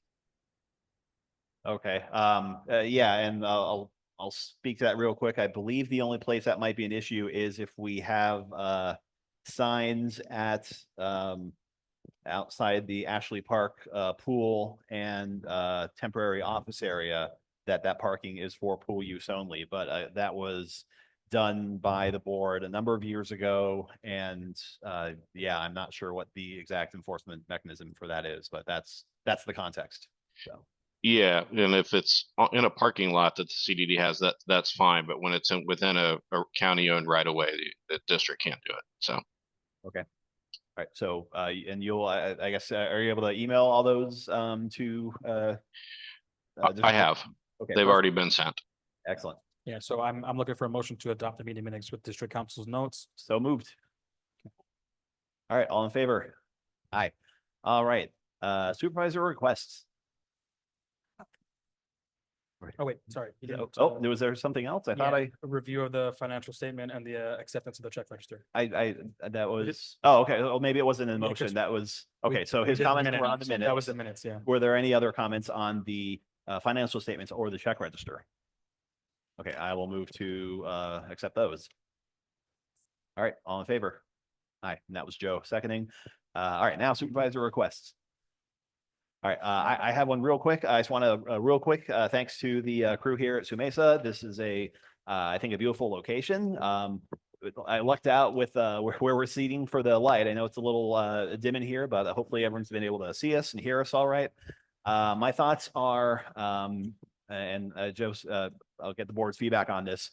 Would we be willing to spend in the neighborhood of $200 or $300 so we could just have a cart that we could just put this stuff on and just lock it up and roll it away versus needing to hand carry it out and set it up for a month, each month? I've always been willing to do that. That would make it easier for myself or whoever, replaces me 4 years from now or whatever, to be able to keep doing that. So, because you need some kind of sound system per room this big. We've had positive feedback from the Zoom meetings. Is the board comfortable spending that, Absolutely. Oh, for a media cart? Yeah, exactly. For me, yeah. Okay, I don't know if we need to do a motion on that. I mean, again, it was in my authority to approve it, but I just wanted to, put that before the board. Any other supervisor requests? I'll move to adjourn. Just Oh, real quick, oh, so yeah. sorry, I just wanted to mention, so would you want me to propose a couple of options or just go ahead? I'll look for something that, yeah. Okay, understood. All right, Thanks, Jan. awesome. you. Thanks. Yeah, move to adjourn. Thank you. Second. All right, all in favor? All right, we'll get that one to Brittany. As a top. All right. Thanks, everyone. Thank you, everybody. Have a great night. Thanks. And thank you everyone for coming. Great Yes. turnout today. Awesome turn. Yes. Okay, Sure, yes. maybe we could take turns sitting in the spot. Yeah. Just. Getting you guys those reflective. Oh, it comes down from the roof? Spotlight. And I go, well, I get sweaty. And then she's like, "But you have ADHD anyway." I'm like, I know. Happy birthday, Mama.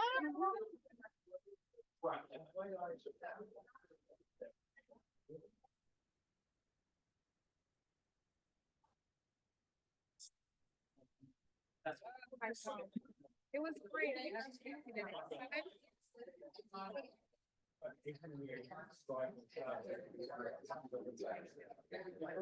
yeah? You're gonna go to dinner? No, I'm eating at dinner. Oh, that's too late. Where did he go? Where's my husband? Oh, back there. I want to see if anybody needs him. It's back there. What?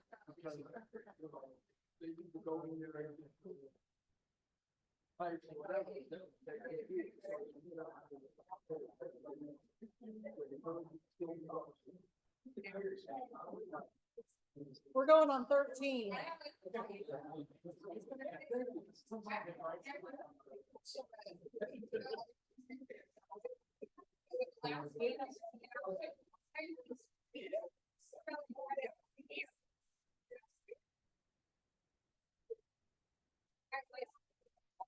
What street are you on?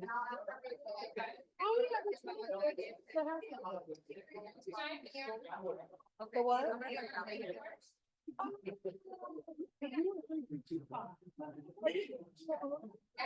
Okay.